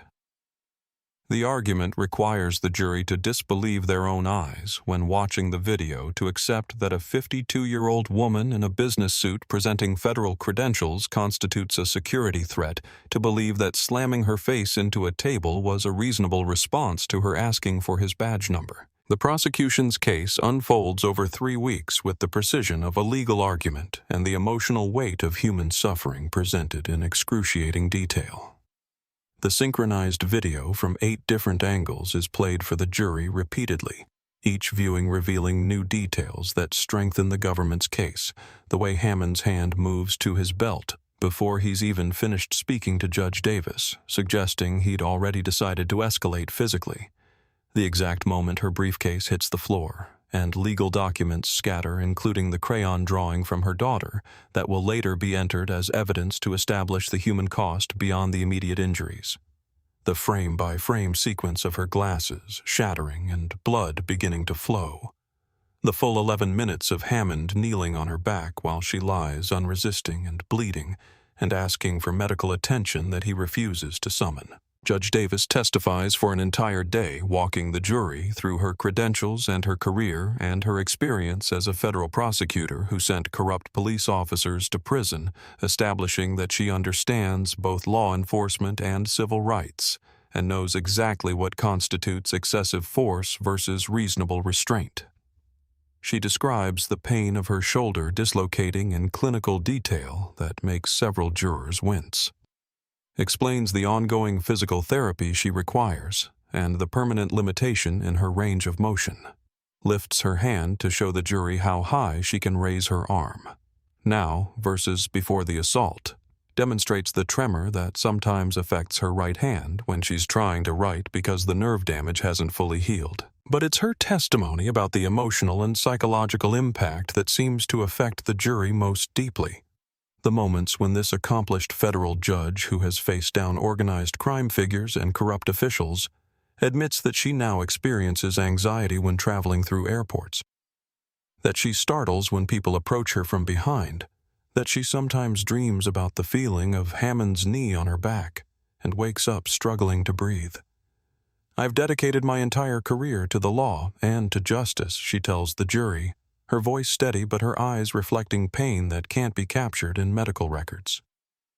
"And I learned that day that none of it protected me, that my credentials meant nothing, that my compliance didn't keep me safe, that the law I've spent my life upholding failed to protect me from an officer who saw only my skin color and decided that was reason enough to hurt me."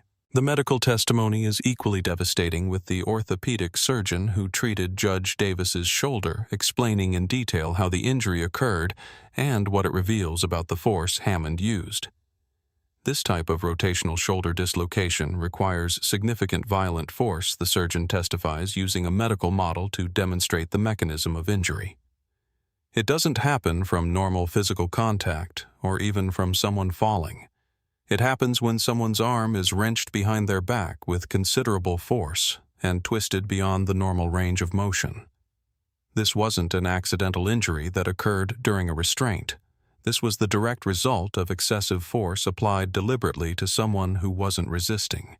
The plastic surgeon who stitched Judge Davis's facial laceration testifies about the depth and location of the cut, explains that the scar will be permanent despite his best efforts to minimize it. Notes that the injury occurred in a location on the face that makes it difficult to conceal, and ensures that she will be reminded of this assault every time she looks in a mirror for the rest of her life.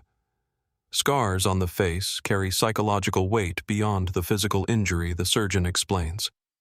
They affect how people see themselves, how others see them, and they serve as permanent visible reminders of trauma.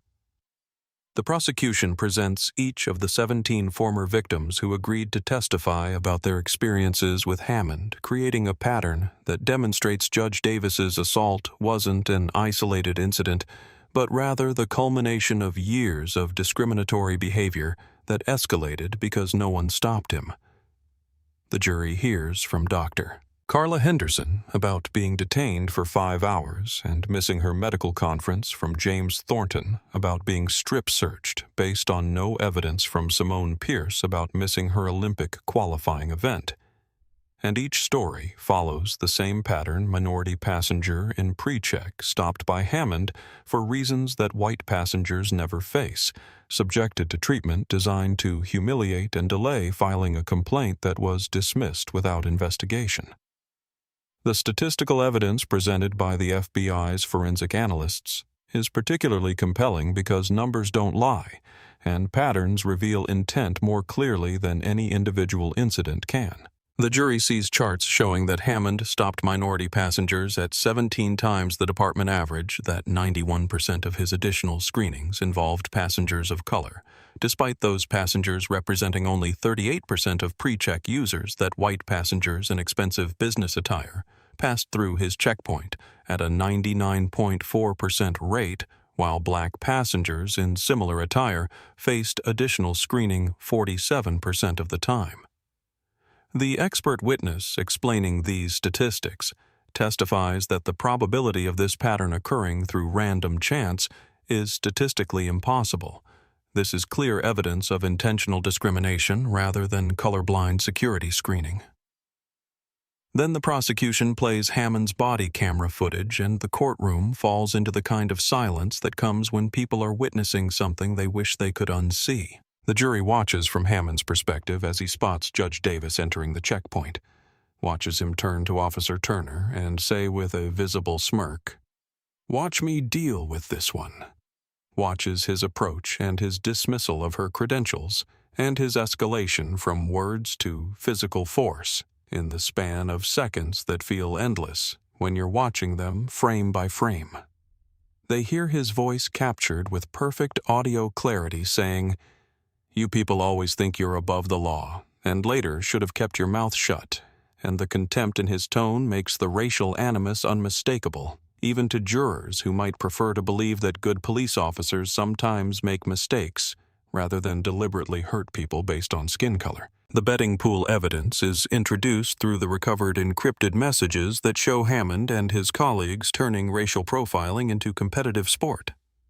And when the prosecutor projects these messages on screens for the jury to read, several jurors visibly recoil at the casual cruelty displayed in digital communication that the officers never imagined would be recovered and presented as evidence. The jury reads Hammond's message celebrating Judge Davis's assault as worth double points for his weekly total, reads his joke about drinks being on whoever comes in second place, reads the messages from other officers congratulating him on a good catch and asking for details about how he handled the situation. The prosecution's final piece of evidence is the most damning in terms of establishing institutional failure. The emails from Lieutenant Cooper protecting Hammond over years of complaints and participating in the betting pool, and the email from Chief Burke acknowledging statistical disparities, but choosing to ignore them rather than investigate. When the jury sees Burke's instruction to handle complaints at the supervisor level and avoid creating documentation that could be misinterpreted, they understand that this wasn't just one officer going rogue, but an entire system designed to protect misconduct rather than stop it.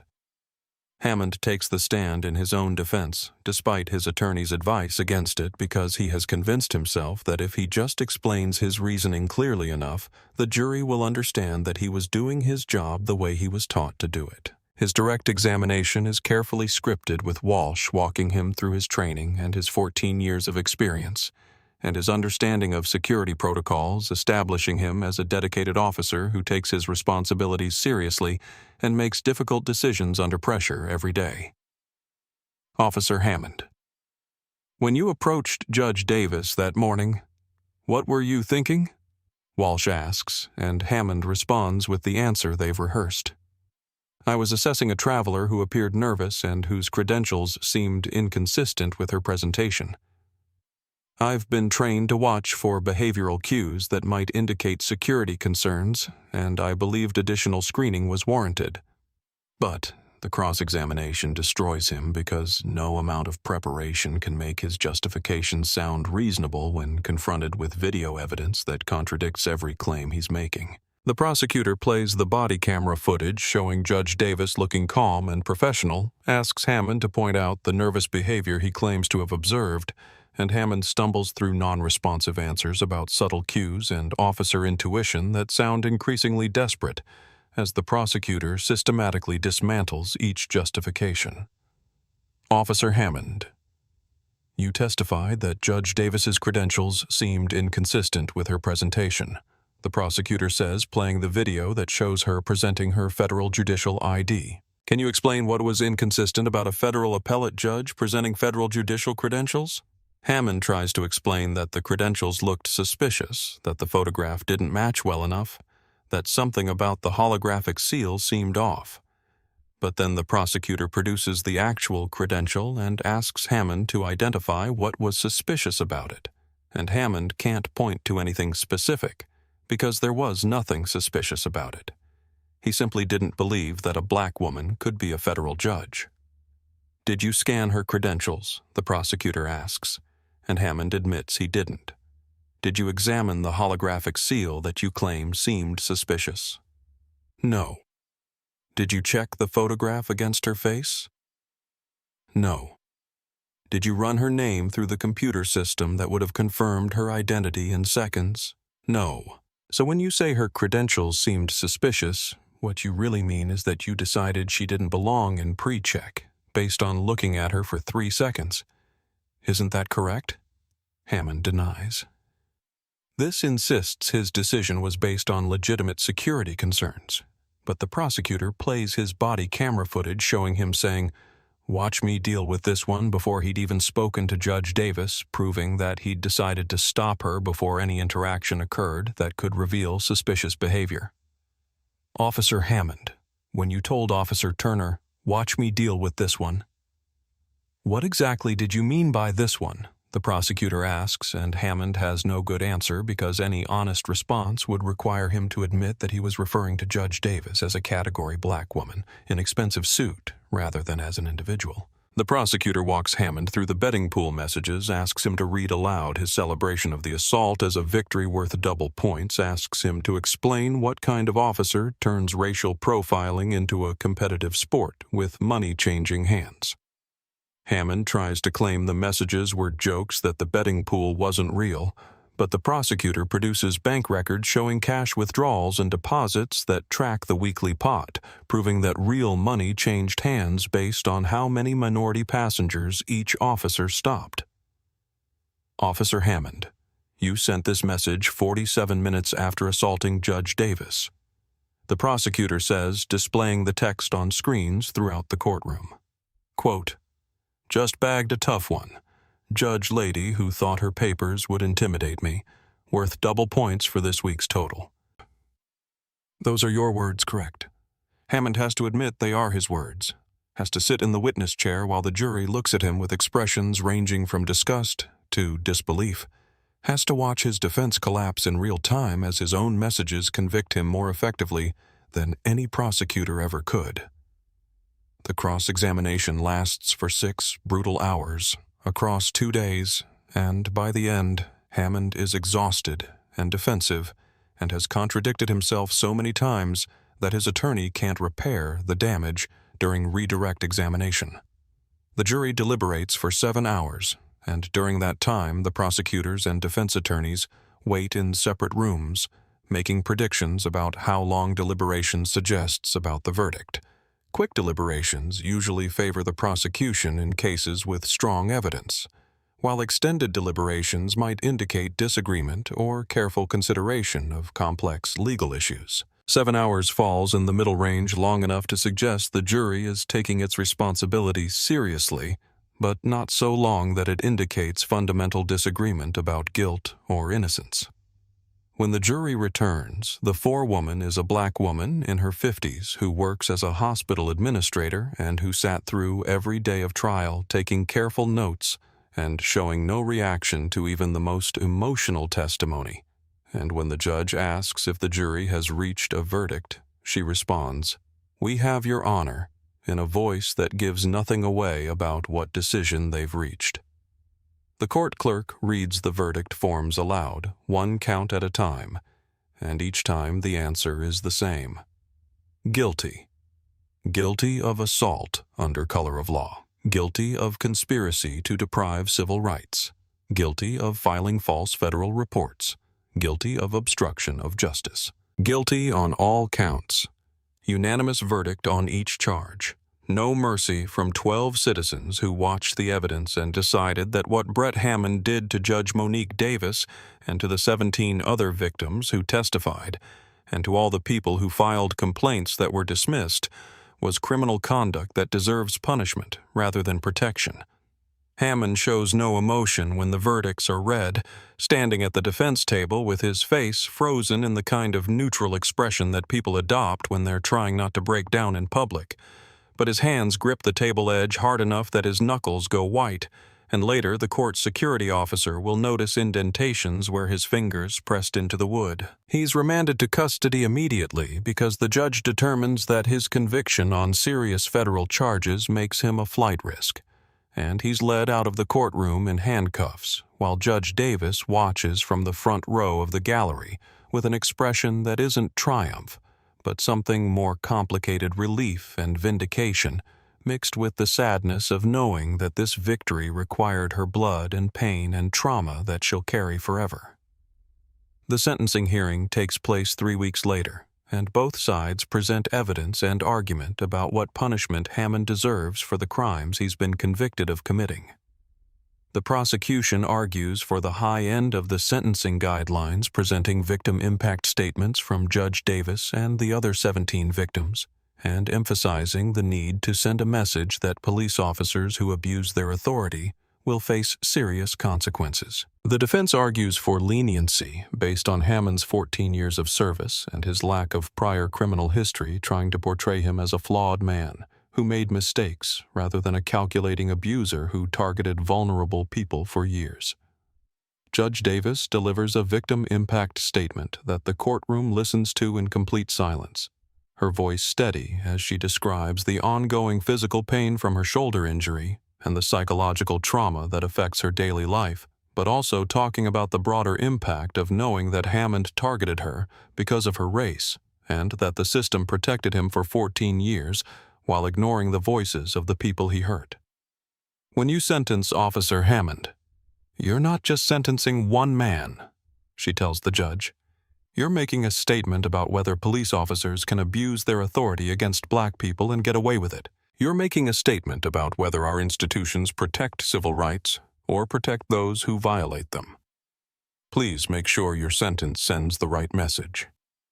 The federal judge presiding over the sentencing is a white man in his 60s who spent 30 years as a prosecutor before being appointed to the bench, and he delivers a sentence that reflects both the seriousness of Hammond's crimes and the need to deter other officers who might be tempted to abuse their authority in similar ways. Officer Hammond, you violated the oath you swore to uphold, the judge says, looking directly at the defendant who stands before him in prison jumpsuit rather than police uniform. You weaponized your authority against the very people you were sworn to protect. You targeted them based on the color of their skin. You hurt them when they were compliant.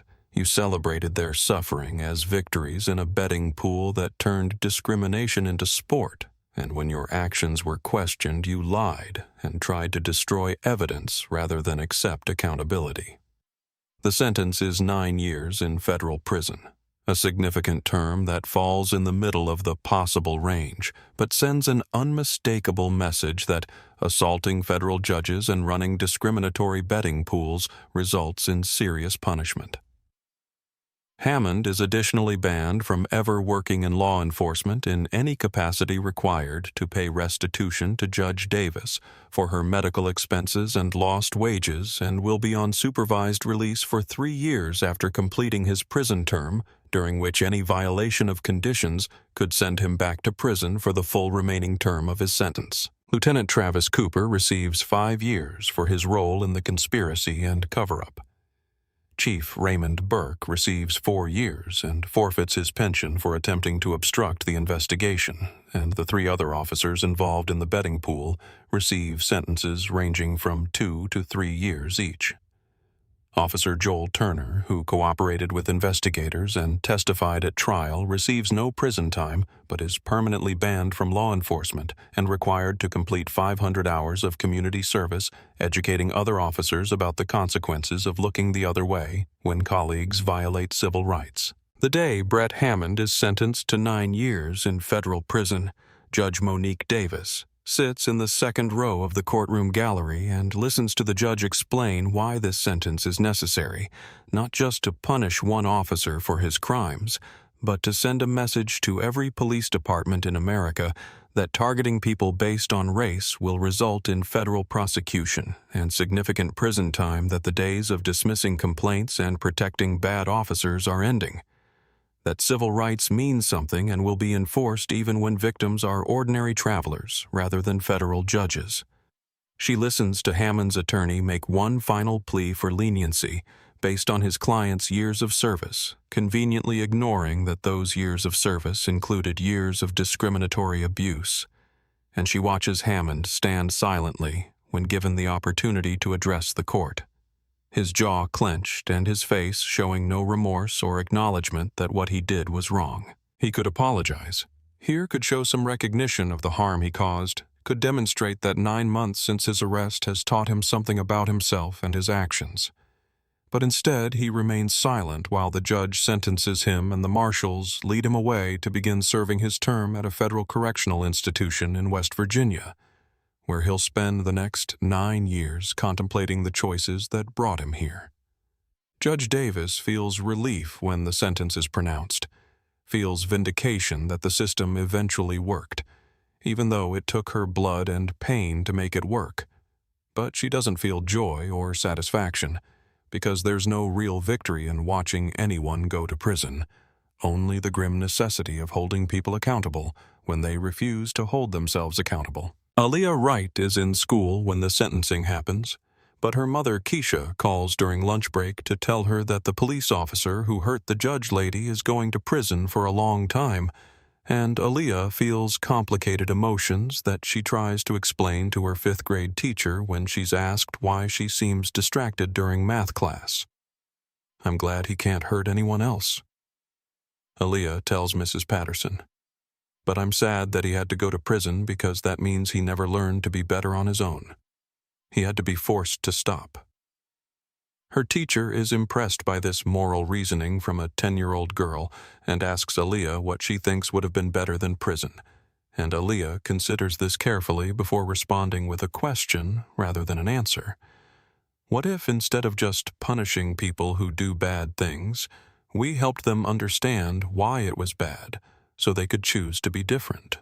Patterson recognizes profound wisdom in this question and suggests that Aaliyah might want to write about it for the creative writing assignment due next week.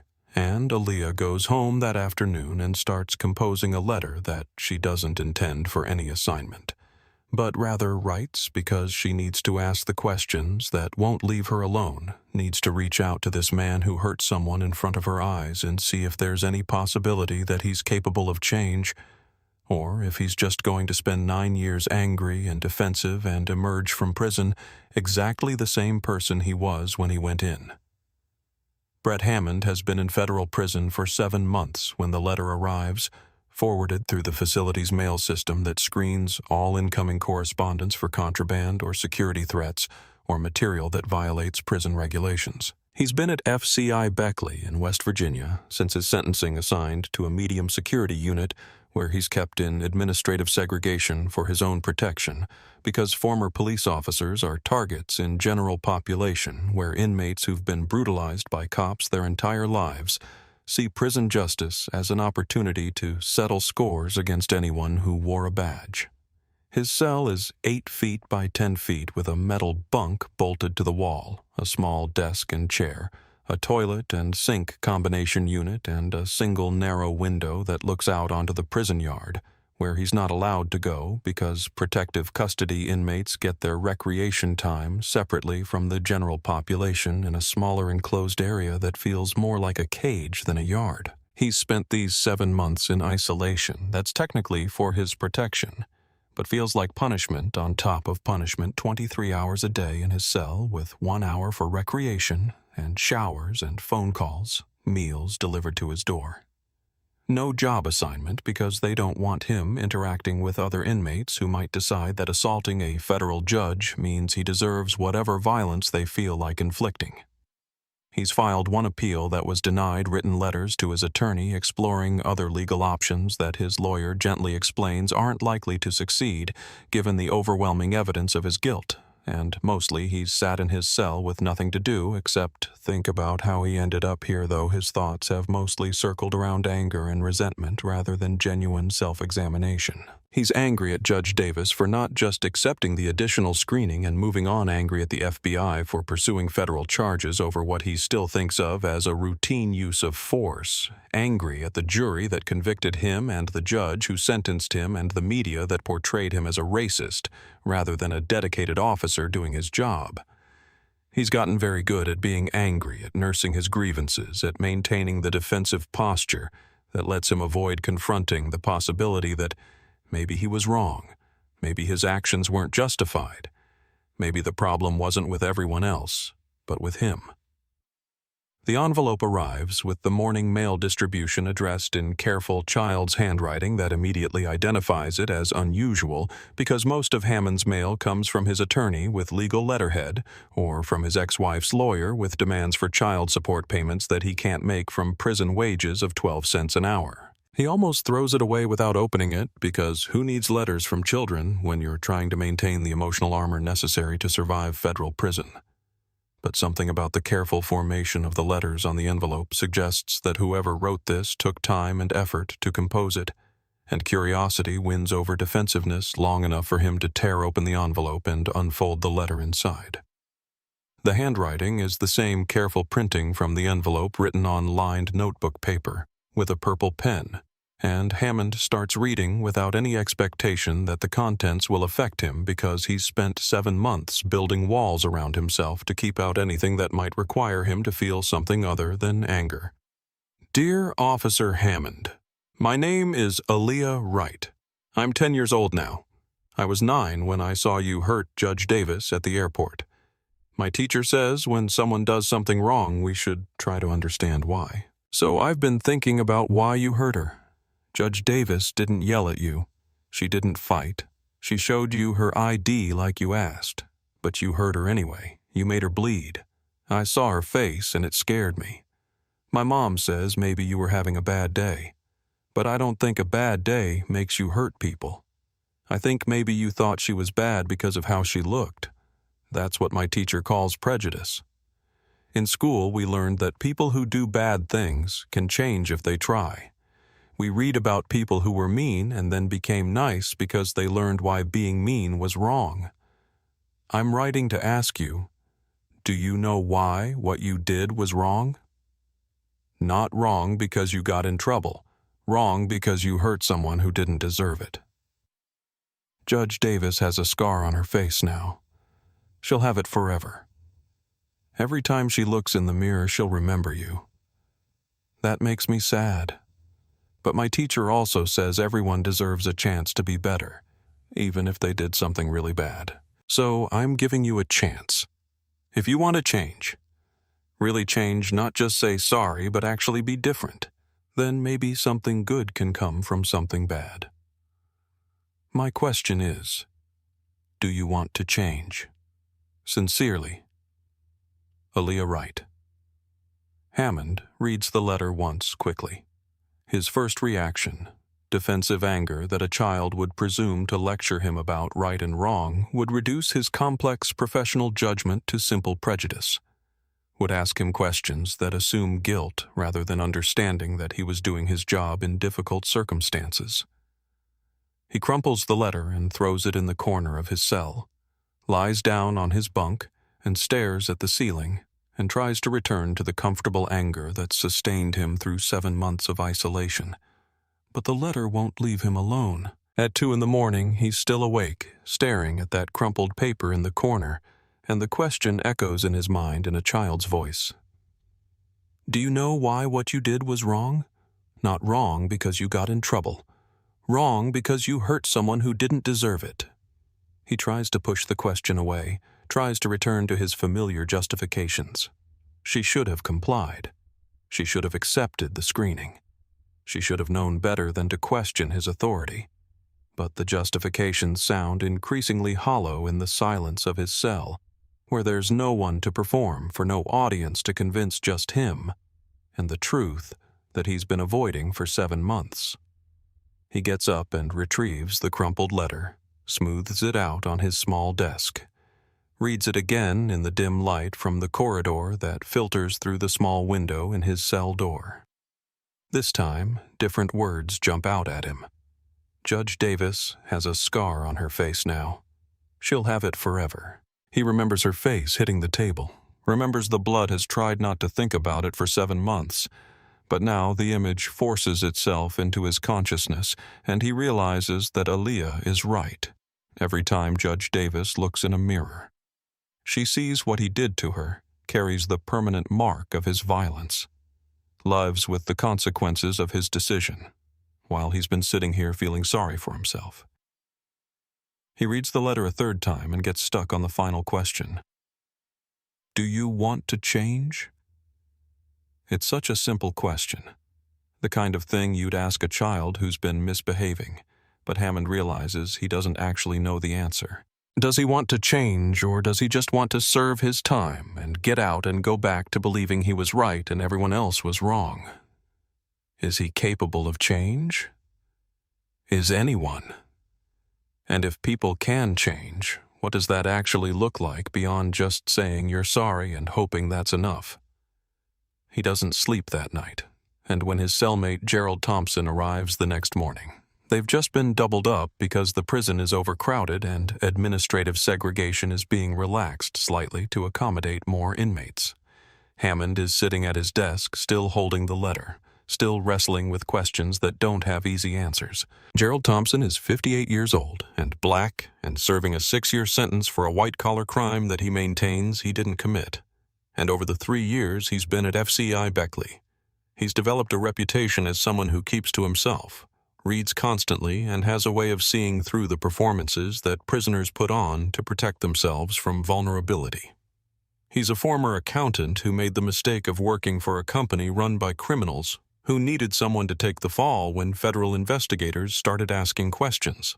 And he spent his time in prison studying law and filing motions and waiting for his appeal to wind through a judicial system that moves slowly when you're watching from inside a cell. He arrives at the cell he'll now be sharing with Hammond, carrying a mesh bag of his belongings books, mostly legal pads filled with notes about his case, a few photographs of his 3 daughters who write him every week without fail, and he immediately notices the crumpled letter on Hammond's desk and the expression on his cellmate's face that suggests someone wrestling with thoughts that won't resolve themselves into comfortable conclusions.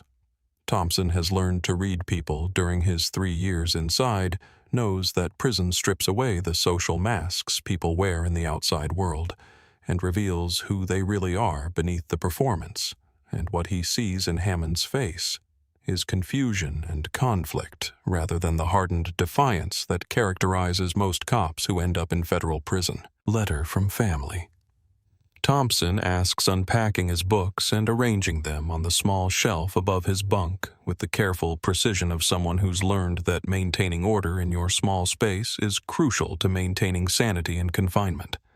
A kid Hammond says his voice rough from not having spoken to anyone in hours. Witness from my case.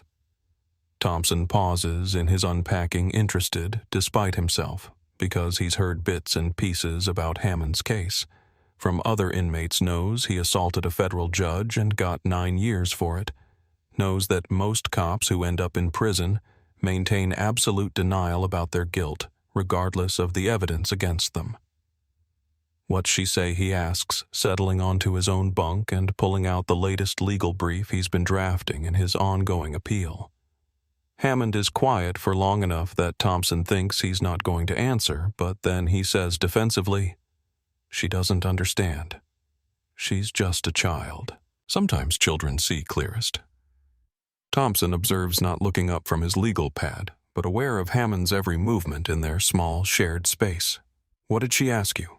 Hammond finally shows him the letter, hands it across the narrow space between their bunks like he's handing over evidence that might incriminate him. And Thompson reads it slowly with the careful attention he brings to legal documents and witness statements and anything that requires real understanding rather than surface reading. When he finishes, he hands it back without comment, letting the silence stretch until Hammond feels compelled to fill it with explanation or justification or whatever defensive reaction comes first. "She's asking if I want to change," Hammond says, staring at the letter in his hands. Like it's that simple. Thompson considers his response carefully, because he's learned that telling people hard truths too directly just makes them defensive.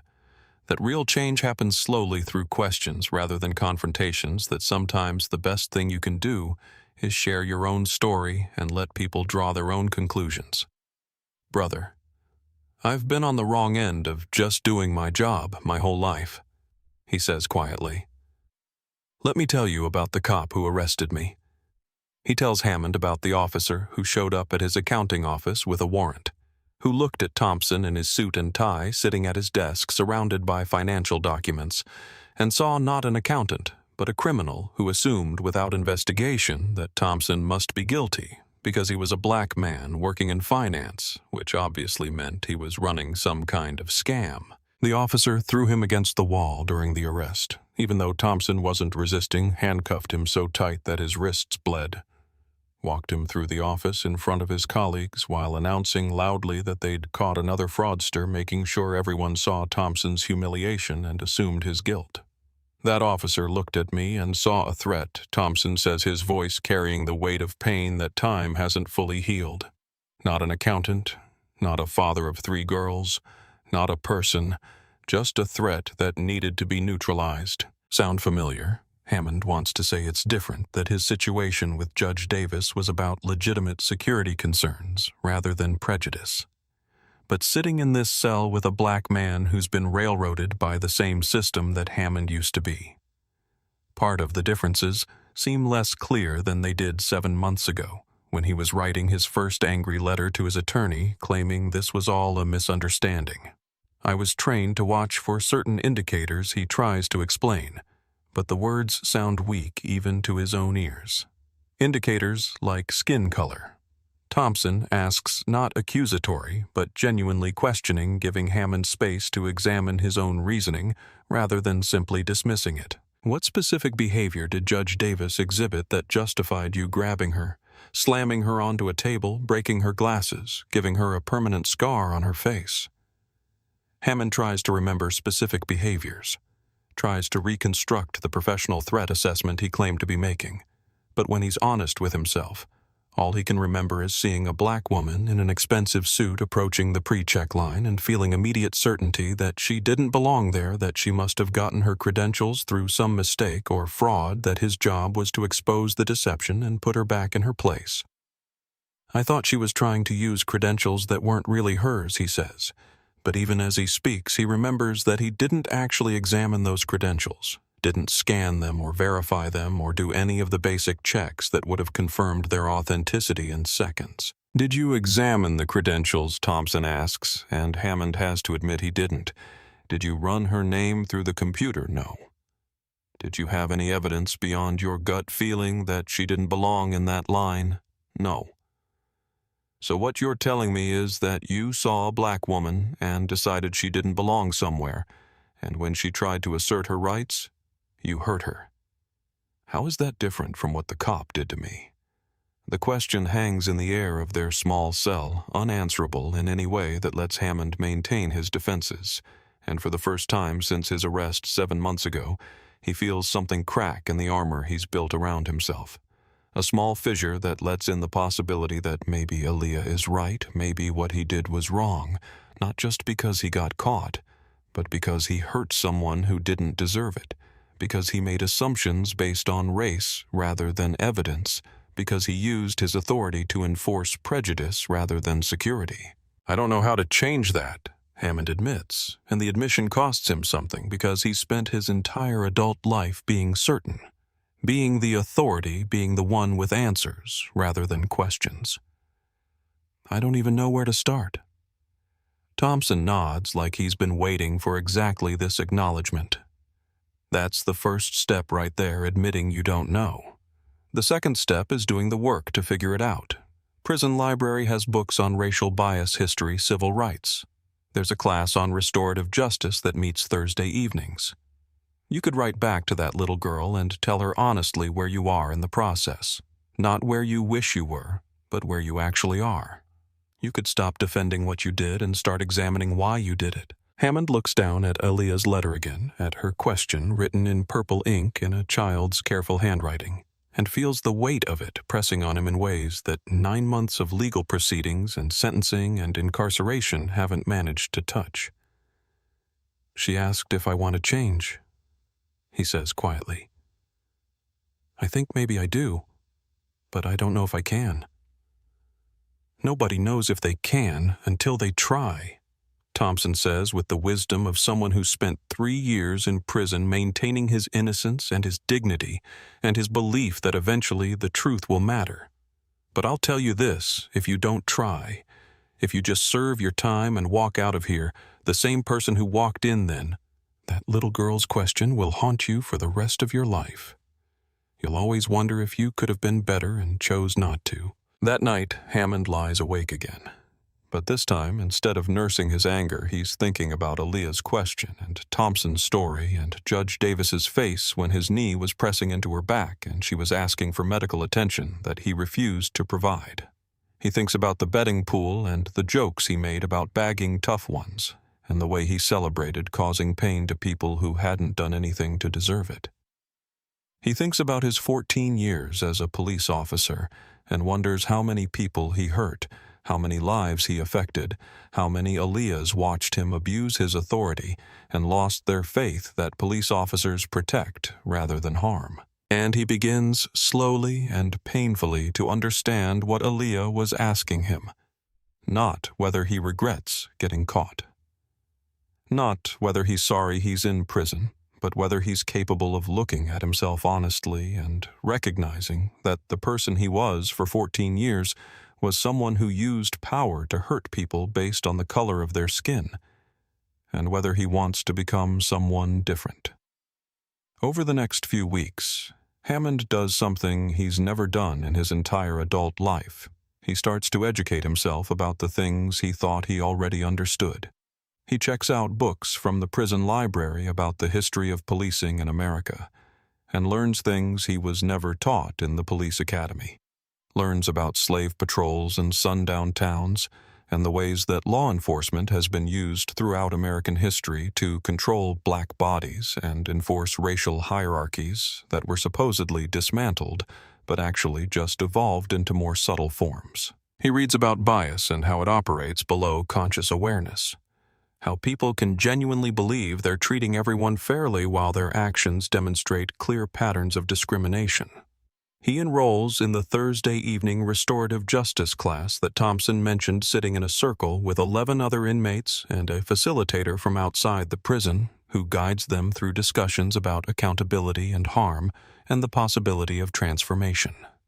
The class asks participants to write about their crimes without defensive justification, to examine what they did from the perspective of the people they hurt, to consider what genuine accountability looks like beyond serving time and paying fines and checking boxes on a rehabilitation checklist. Hammond's first assignment is to describe the moment he realized he was wrong, and he sits at his desk for 2 hours staring at a blank page because he's not sure he's had that moment yet, not sure he's ready to admit that everything he believed about himself for 14 years was a lie.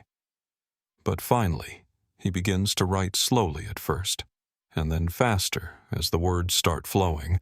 I saw a black woman in an expensive suit and decided in 3 seconds that she didn't belong in the pre-check line. I didn't examine her credentials. I didn't verify her identity.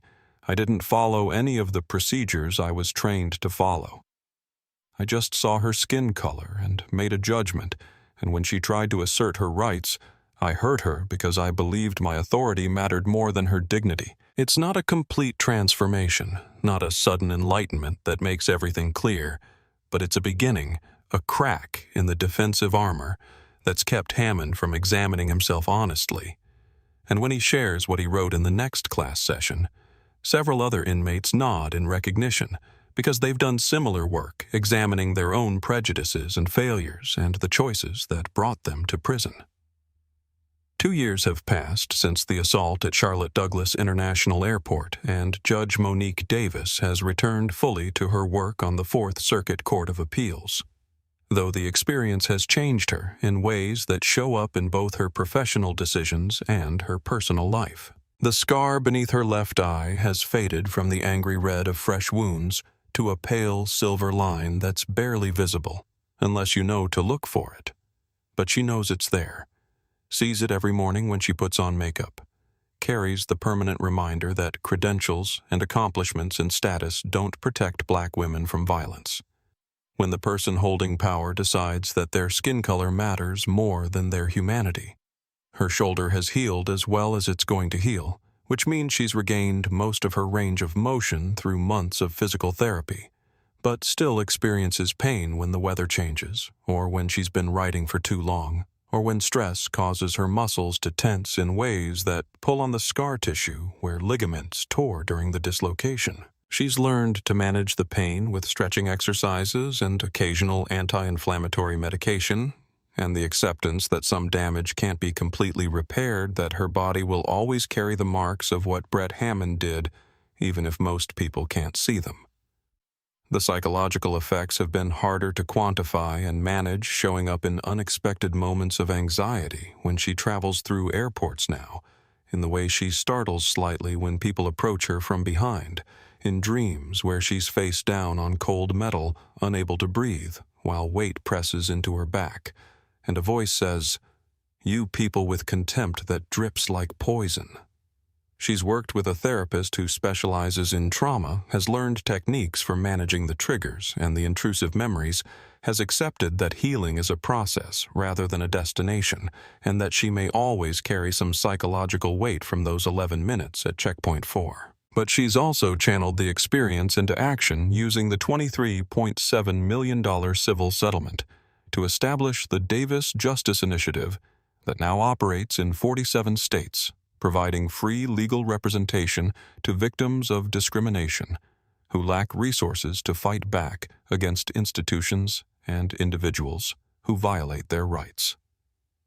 The organization has taken on 287 cases in its first 2 years, winning or settling the majority and creating legal precedents that strengthen civil rights protections for vulnerable populations who typically can't afford attorneys capable of challenging police departments and corporations and government agencies. Judge Davis personally reviews every case that the initiative accepts, and she's developed a particular focus on complaints against law enforcement that follow the same pattern as her own experience: passengers or pedestrians or drivers who were stopped without cause, subjected to excessive force or unlawful searches, and then had their complaints dismissed by internal review systems designed to protect officers rather than hold them accountable. She's become a national voice for police reform, testifying before Congress about the need for independent oversight and speaking at law schools about how implicit bias affects law enforcement, even when officers believe they're acting neutrally. Her daughter, Zara, now 12 years old and already talking about following her mother into law, has become more politically aware and socially conscious as a result of what happened, asking questions about justice and fairness, and why systems that are supposed to protect people sometimes hurt them instead.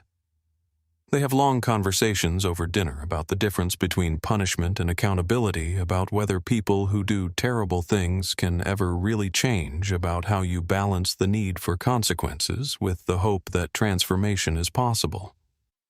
"Mom, do you think that police officer learned anything from going to prison?" Zara asks one evening while they're cleaning up after dinner.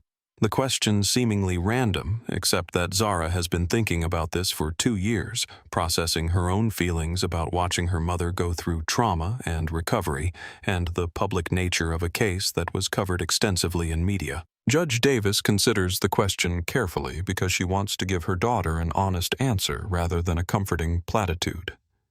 I don't know she admits drying dishes and handing them to Zara to put away. Some people use prison as a chance to reflect and change. Others just get angry and bitter and come out worse than when they went in.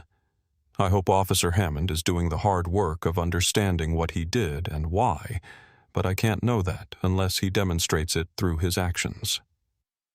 "Would you want to talk to him?" Zara asks, and the question surprises Judge Davis because she hasn't considered the possibility of any communication with Hammond beyond the legal proceedings that already concluded with his conviction and sentencing. "I don't know," she says again, realizing as she speaks that she's genuinely uncertain rather than automatically dismissive. "Part of me doesn't want to give him any more of my time or energy. He's already taken so much.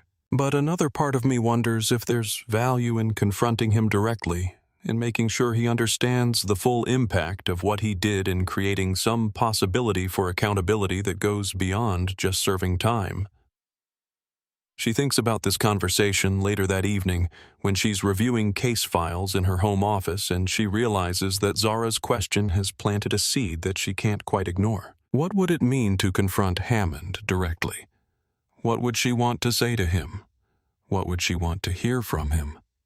And is there any possibility that such a confrontation could be healing rather than just reopening wounds that have started to close? The question becomes more pressing. A few days later, when she receives a letter forwarded through the court administrator's office, a communication from the prison restorative justice coordinator at FCY Beckley, asking if Judge Davis would be willing to participate in a victim-offender dialogue with Brett Hammond as part of his participation in the prison's restorative justice program. The letter explains that Hammond has been working through a structured process of accountability and transformation for the past year, that he's asked for the opportunity to speak directly with Judge Davis and take responsibility for the harm he caused, that the dialogue would be facilitated by trained professionals and would only proceed if she's willing and comfortable with the process. Judge Davis sets the letter aside without responding immediately because this kind of decision requires careful thought rather than reactive choice.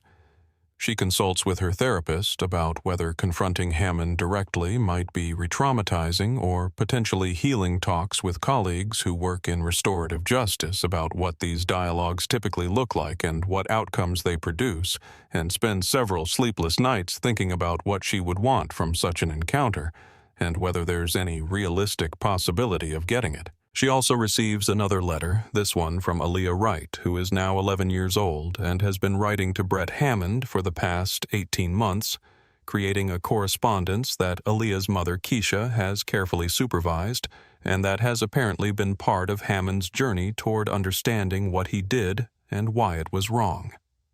Aaliyah writes to Judge Davis explaining that she believes Hammond is trying to change, that he's been taking classes and reading books and writing about his actions with what seems like genuine remorse, rather than just the performance of remorse designed to look good for parole boards. "I know he hurt you," Aaliyah writes in her 11-year-old's careful handwriting, "and you don't have to forgive him or even talk to him if you don't want to. But I think he's trying to understand what he did, and maybe if you talk to him, you could help him understand it better. I'll be there too if you want, because I think someone needs to make sure he's really listening and not just saying what he thinks you want to hear." Judge Davis reads this letter from a child who witnessed her assault and has somehow maintained faith in the possibility of human transformation, and she finds herself moved by Aaliyah's moral courage and her refusal to reduce people to just the worst thing they've ever done. If an 11-year-old girl can believe in the possibility of change and can do the emotional labor of corresponding with the man who traumatized her by his violence, then perhaps Judge Davis can find the strength to confront him directly and test whether his claimed transformation is real. She writes back to the restorative justice coordinator saying she's willing to participate in a dialogue under specific conditions. The session must be facilitated by experienced professionals. She wants Aaliyah Wright present as a witness and moral compass. She needs the ability to end the conversation at any time if it becomes too difficult, and she wants clear agreement that this dialogue doesn't affect Hammond's sentence or create any obligation for her to support early release or reduce charges. The coordinator responds within a week, agreeing to all her conditions and proposing a date 3 months away, to give everyone time to prepare for what will undoubtedly be a difficult and emotional encounter. Aaliyah Wright has been writing letters to Brett Hammond for 18 months now.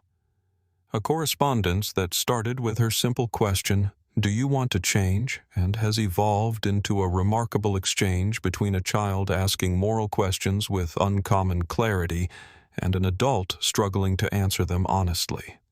She's 11 years old now in 6th grade. Already thinking about careers in law or social justice or some field where she can help people and make systems work better. And her teacher has told her parents that the maturity and moral reasoning she demonstrates is extraordinary for someone her age. Though her parents know that trauma often forces children to grow up faster than they should. Her first letter received no response for 3 weeks, and she was beginning to think that Hammond had thrown it away, or ignored it, or wasn't interested in the questions she was asking. But then an envelope arrived with a prison return address and handwriting that was less careful than hers, but showed evidence of effort to communicate clearly. The letter was short, only 2 paragraphs, and it didn't answer her question directly, but it acknowledged her letter and admitted that he was struggling with what she'd asked him. "I don't know if I want to change," Hammond had written. "I don't even know if I can change or what that would look like. But your question made me think about things I've been avoiding thinking about, and maybe that's the first step, even if I don't know where it leads." Aaliyah wrote back immediately with more questions. What specifically was he avoiding thinking about? Had he considered Judge Davis's perspective? Did he understand why what he did was wrong beyond just getting in trouble for it? And this began a pattern of correspondence where Aaliyah asked questions and Hammond struggled to answer them honestly. And through the struggle, he began to examine himself in ways he'd never done before. She was relentless in her moral clarity, never letting him hide behind justifications or excuses, calling out his defensive language when he tried to blame Judge Davis for not complying or claim that his actions were consistent with his training. "You keep saying she didn't comply," Aaliyah wrote in her 5th letter, "but the videos show she did everything you told her to do. She stepped out of line when you asked. She put her hands where you could see them. She didn't yell or fight. So when you say she didn't comply, what you really mean is she asked for your badge number and that made you mad. Being mad isn't a good reason to hurt someone." Hammond's response to that letter marked a turning point in his thinking, the first time he acknowledged without defensive qualification that Aaliyah was right and he was wrong. "You're right," he wrote. "She did comply with every instruction I gave. What I meant by non-compliant was that she questioned my authority by asking for my badge number, and I was taught that questioning authority is a form of resistance that needs to be shut down before it escalates. But you're right that being questioned isn't a good reason to hurt someone, and the fact that I responded to her reasonable request by slamming her onto a table says something about me that I'm just starting to understand." The letters continued with Aaliyah pushing Hammond to articulate specifically what he was starting to understand about himself, and Hammond doing the hard work of examining his biases and assumptions and the ways he'd been trained to see certain people as threats based on skin color rather than behavior. She sent him articles about implicit bias and the history of policing in America, materials she'd researched with help from her mother and her teachers, and she asked him to read them and respond with his thoughts about how they connected to his own actions. "I read the article you sent about slave patrols," Hammond wrote in one letter, "and it made me uncomfortable, because I could see patterns in my own behavior that connect to that history, even though I never consciously thought of myself as racist. I stopped black travelers at much higher rates than white travelers because I was taught to look for certain threat indicators that somehow always seemed to correlate with skin color. I participated in a betting pool that turned preventing black people from using pre-check into a game. I celebrated causing Judge Davis pain as a victory. When I see those actions written out clearly, I can't pretend anymore that I was just doing my job. I was enforcing racial hierarchies through my authority, and the system protected me for doing it." This kind of honest self-examination was rare enough that Aaliyah shared the letters with her mother, and Keisha was both impressed by Hammond's apparent growth and worried about her daughter taking on the emotional labor of educating a grown man who hurt someone in front of her eyes. "Baby, you don't have to fix him," Keisha told Aaliyah during one of their conversations about the correspondence. "That's not your responsibility, and it's okay if you want to stop writing to him. I know I don't have to," Aaliyah responded with the seriousness that characterized all her thinking about this situation. "But I want to. Because I think if he really changes, if he becomes someone who teaches other police officers about bias and accountability, then maybe something good can come from something bad. And if I can help that happen just by asking questions, then it's worth my time." After a year of correspondence, Aaliyah made a bold suggestion in one of her letters. She proposed that Hammond should meet with Judge Davis in a restorative justice dialogue, where he could take direct accountability for what he did, and she could confront him with the full impact of his actions. "I think you need to hear from Judge Davis herself, what it's like to carry the scar you gave her." Aaliyah wrote. I think she needs to see that you're not just saying you understand, but actually doing the work to become different.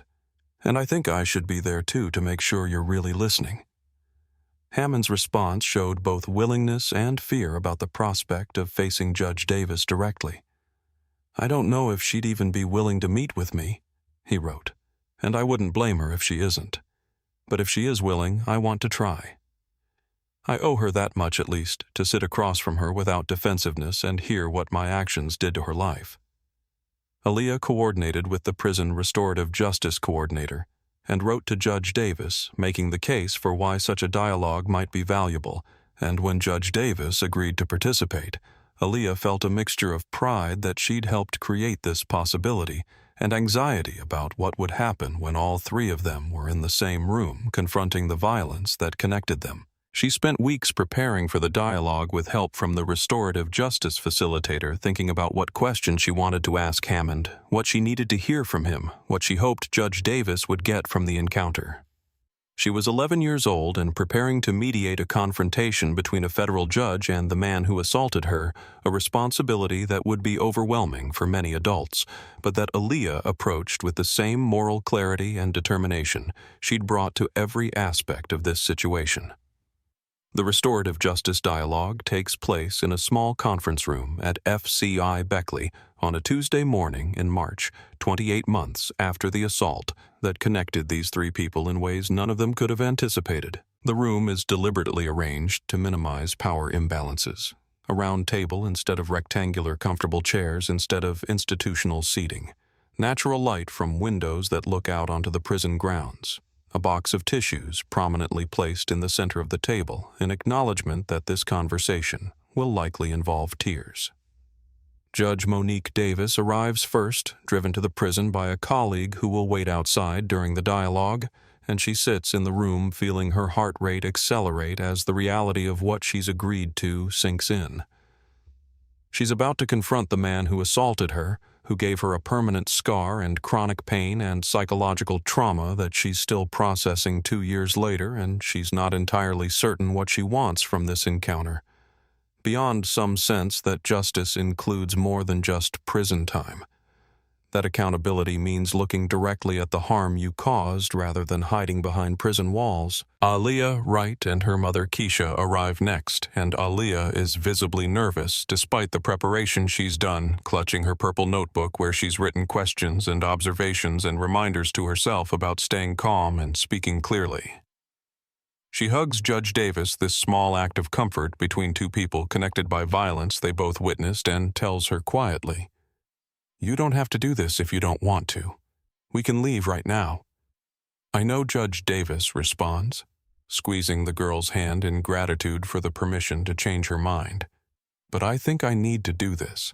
I need to look him in the eye and make sure he understands what he did."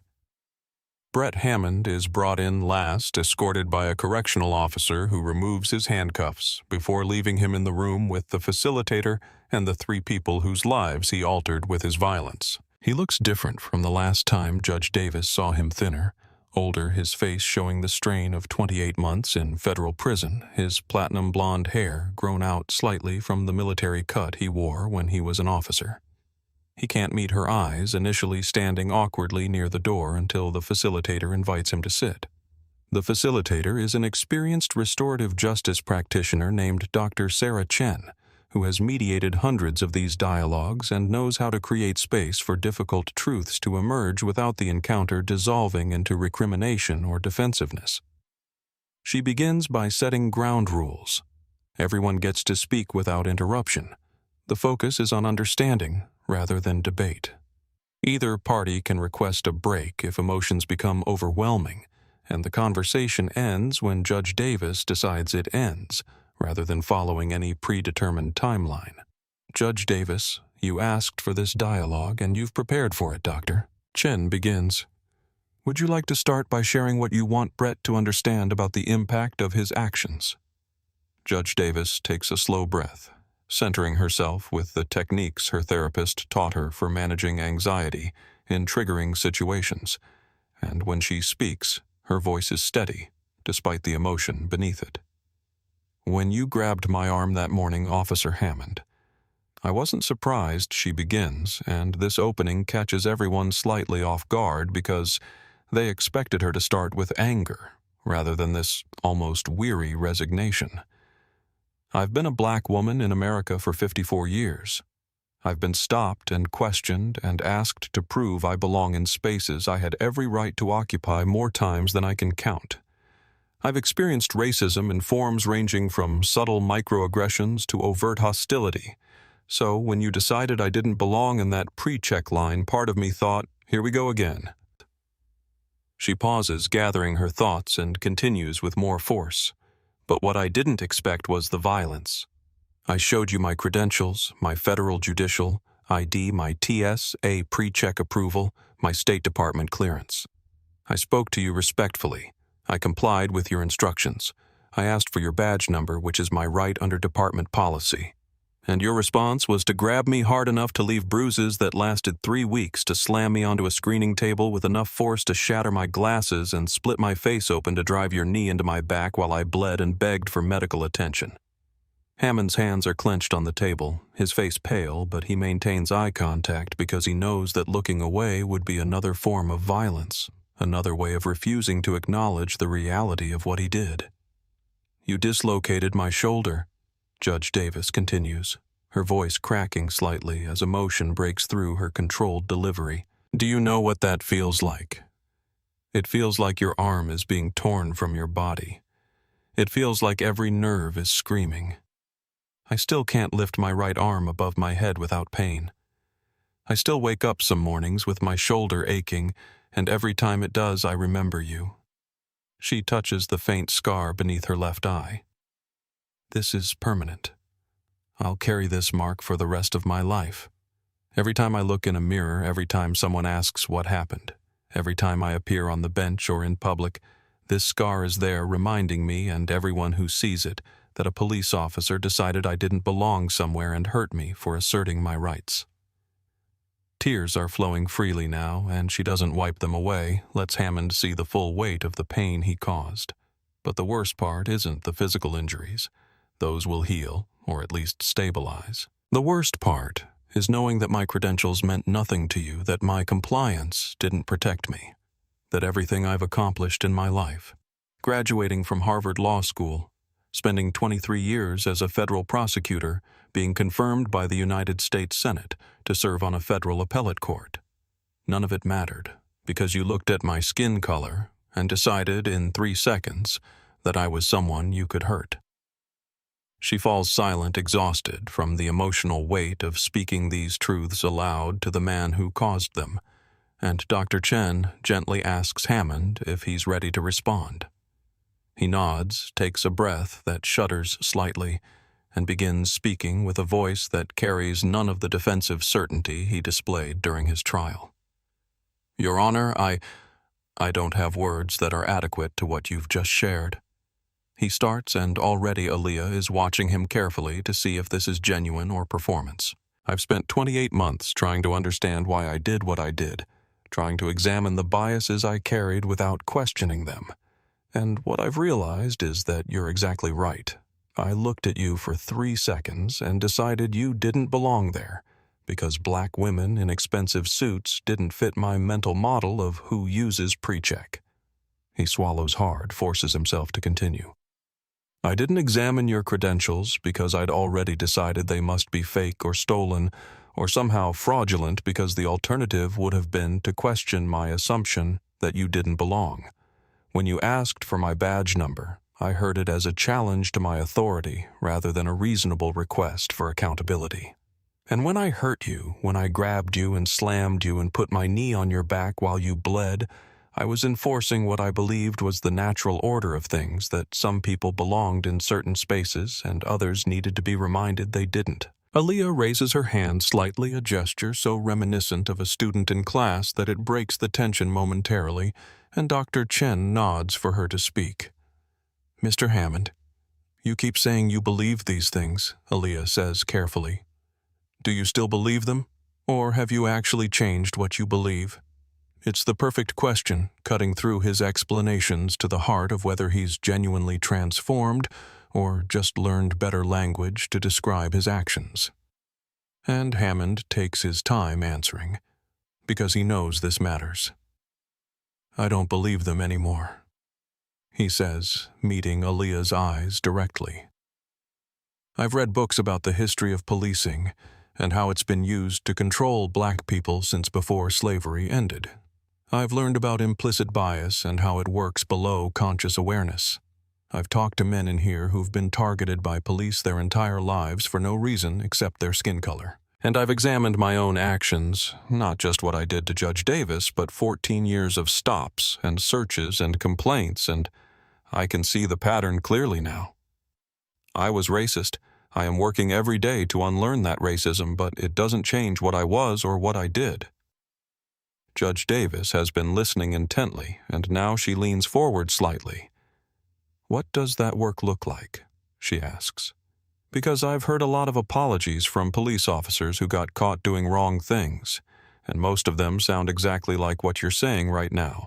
They've learned, they've grown, they understand.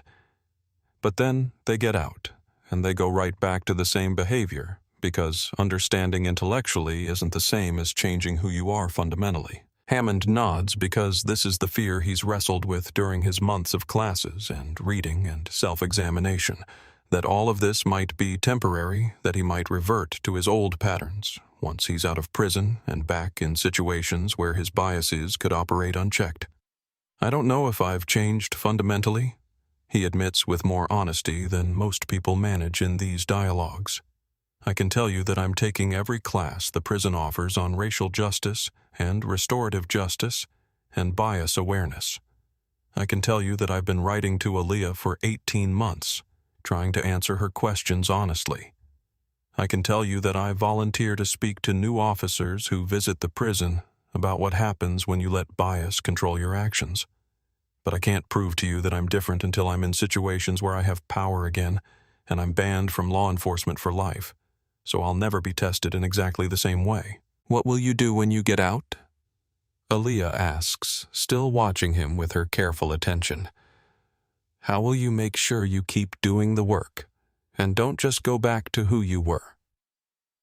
Hammond has thought about this question extensively because his release is still 6 years away, and the question of who he'll be when he emerges from prison is both terrifying and motivating.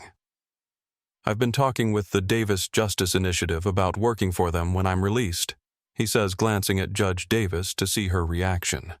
Not as an attorney or investigator, obviously, but as someone who can train police departments about bias and accountability from the perspective of someone who failed at both. "I've been told that my story, if I tell it honestly without defensiveness, can be powerful in helping other officers recognize their own biases before they hurt someone." Judge Davis hadn't known about this potential arrangement until this moment, and she feels complicated emotions about the idea of the man who assaulted her working for the organization she founded with settlement money from that assault. But she also recognizes that if his transformation is real, if he's genuinely committed to preventing other officers from following the same path he took, then his participation in police training could be valuable in ways that purely academic anti-bias training often isn't. "If you work for my organization," she says slowly, "you'll be accountable to people who understand exactly what you did and won't accept half measures or performance. You'll have to tell your story honestly, including the ugly parts, including the betting pool and the celebration of my assault as a victory." "Can you do that?" "I can," Hammond says. "I need to, because if I don't, if I minimize what I did or try to make myself look better than I was, then I'm just performing remorse instead of living it." The dialogue continues for another 90 minutes, with Dr. Chen carefully facilitating as Judge Davis asks questions, and Hammond answers them as Aaliyah interjects when she thinks Hammond is slipping into defensive language or avoiding difficult truths, as all three of them sit with the discomfort of confronting violence and its aftermath without the usual scripts that let people avoid really seeing each other. Near the end, Dr. Chen asks Judge Davis if there's anything else she needs Hammond to hear, and Judge Davis considers this carefully before responding. "I want you to understand that I don't forgive you," she says clearly. "I may never forgive you, Forgiveness isn't something you're entitled to just because you've done some reading and taken some classes.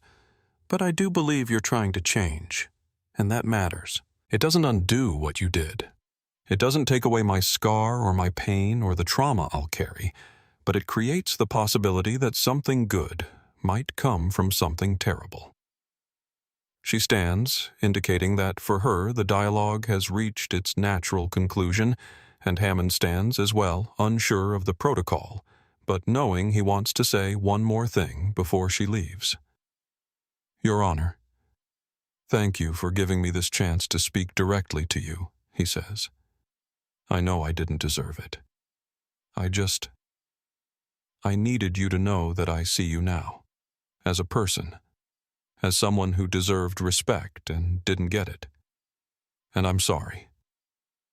The apology hangs in the air, neither accepted nor rejected, simply acknowledged as one more step in a long process of accountability that doesn't have a clear ending. Judge Davis nods once reaches down to squeeze Aaliyah's shoulder in gratitude for the child's persistence and moral courage, and walks out of the room with her head held high despite the tears still drying on her face.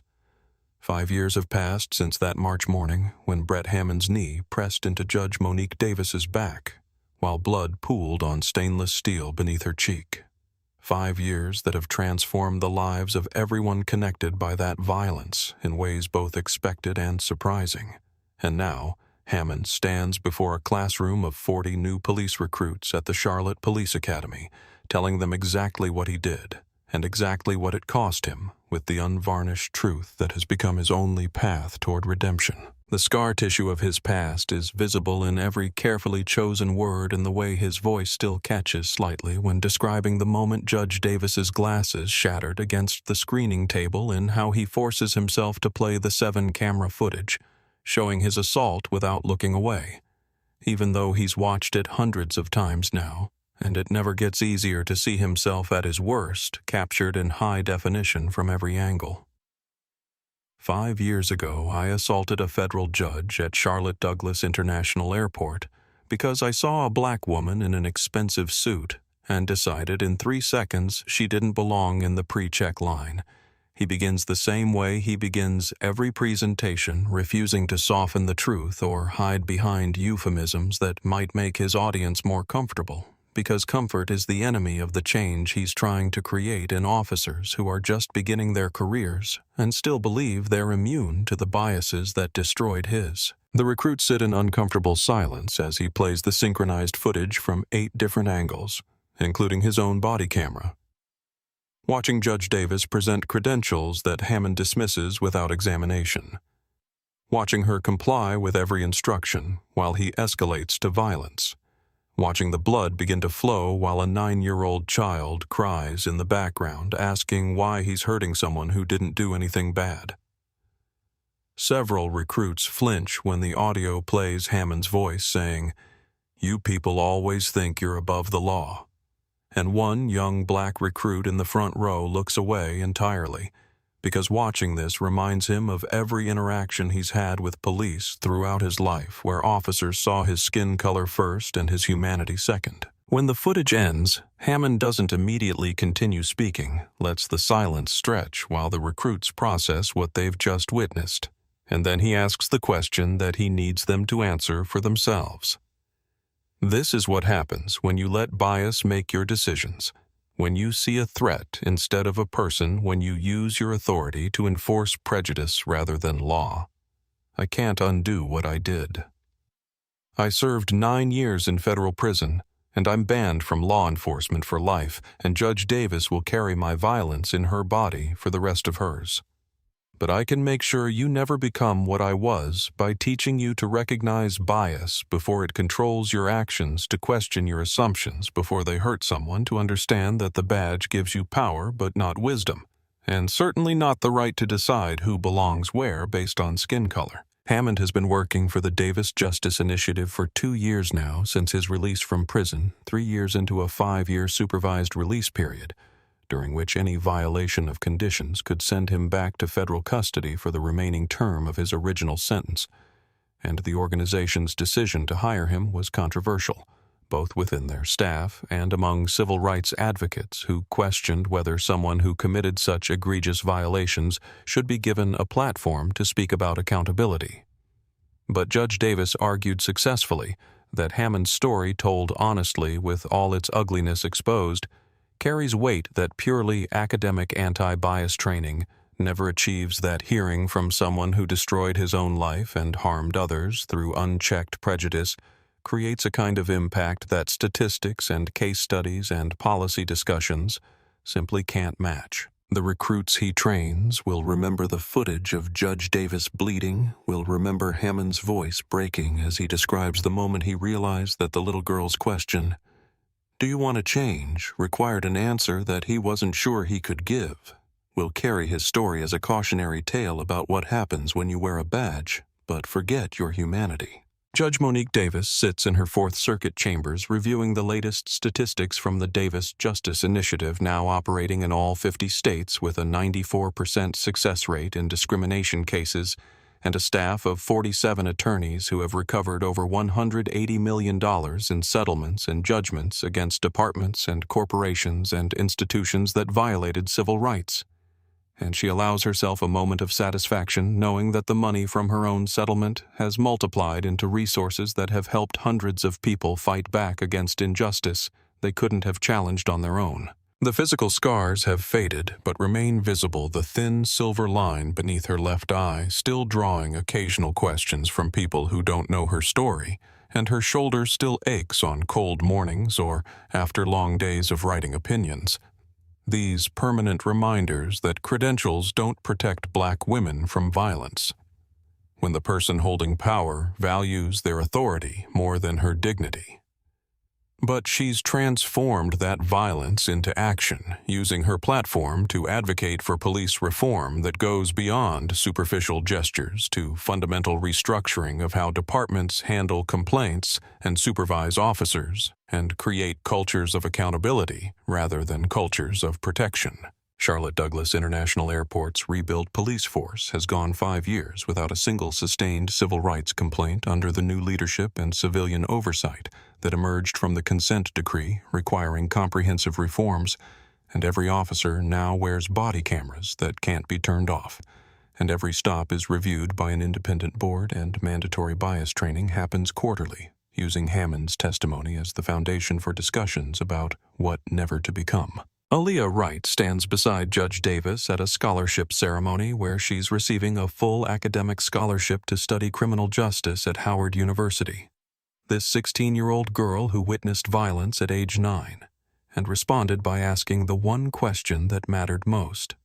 Do you want to change now, preparing to spend the next 4 years studying the systems that both failed and eventually worked in the aftermath of that assault, determined to build a career around making those systems work better and fail less often? She's written a college entrance essay that her English teacher called one of the most mature and insightful pieces of writing she's encountered in 20 years of teaching, an essay that begins with that March morning at the airport and follows the journey from witnessing violence to corresponding with the man who committed it, to watching him transform through the hard work of examining biases he'd never questioned. And the essay concludes with a meditation on whether justice should focus solely on punishment, or whether it should include the possibility of redemption for people willing to do the genuine work of change. Judge Davis reads the essay with tears in her eyes, recognizing that this girl who stood crying in an airport checkpoint has become a young woman with wisdom beyond her years, and she knows that Aaliyah will go on to do extraordinary things. Not despite the trauma she witnessed, but because she refused to let that trauma turn her cynical or bitter or despairing about the possibility of transformation. On the 5-year anniversary of the assault, the three of them, Judge Davis, Hammond, and Aaliyah, participate together in a documentary produced by the Davis Justice Initiative about restorative justice and police accountability. And Aaliyah publishes an op-ed in the Charlotte Observer titled, "The Question I Asked When I Was 9, reflecting on how a child's simple inquiry about whether people who do terrible things can change has become the organizing principle of her understanding about justice and mercy and the difficult possibility of redemption earned through genuine transformation. Her answer, after 7 years of watching Hammond work to become someone different, after seeing Judge Davis channel her pain into systemic change, after participating in a process that emphasizes understanding over vengeance and healing over purely punitive consequences.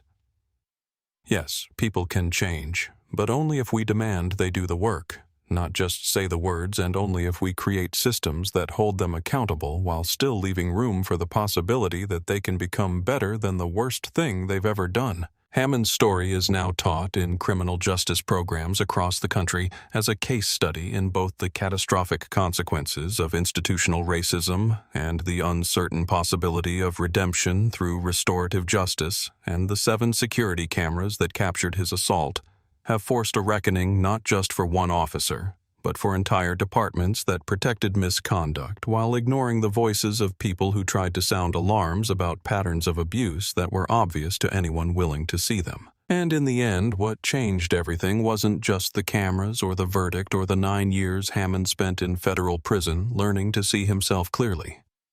For the first time in his life, it was a 9-year-old girl who refused to accept that people were beyond saving who wrote letters to a man who didn't deserve her faith, asking him the one question that mattered most, who believed against considerable evidence that transformation was possible if someone was brave enough to do the work rather than just perform remorse, and who demonstrated through her own moral courage that sometimes the most powerful force for justice is someone young enough to still believe that people can choose to be better than they are, and brave enough to demand that they make that choice not through words alone, but through the difficult daily practice of examining bias and choosing differently, and never forgetting that every person you encounter deserves to be seen as fully human, regardless of the color of their skin or the assumptions you carry about who belongs where.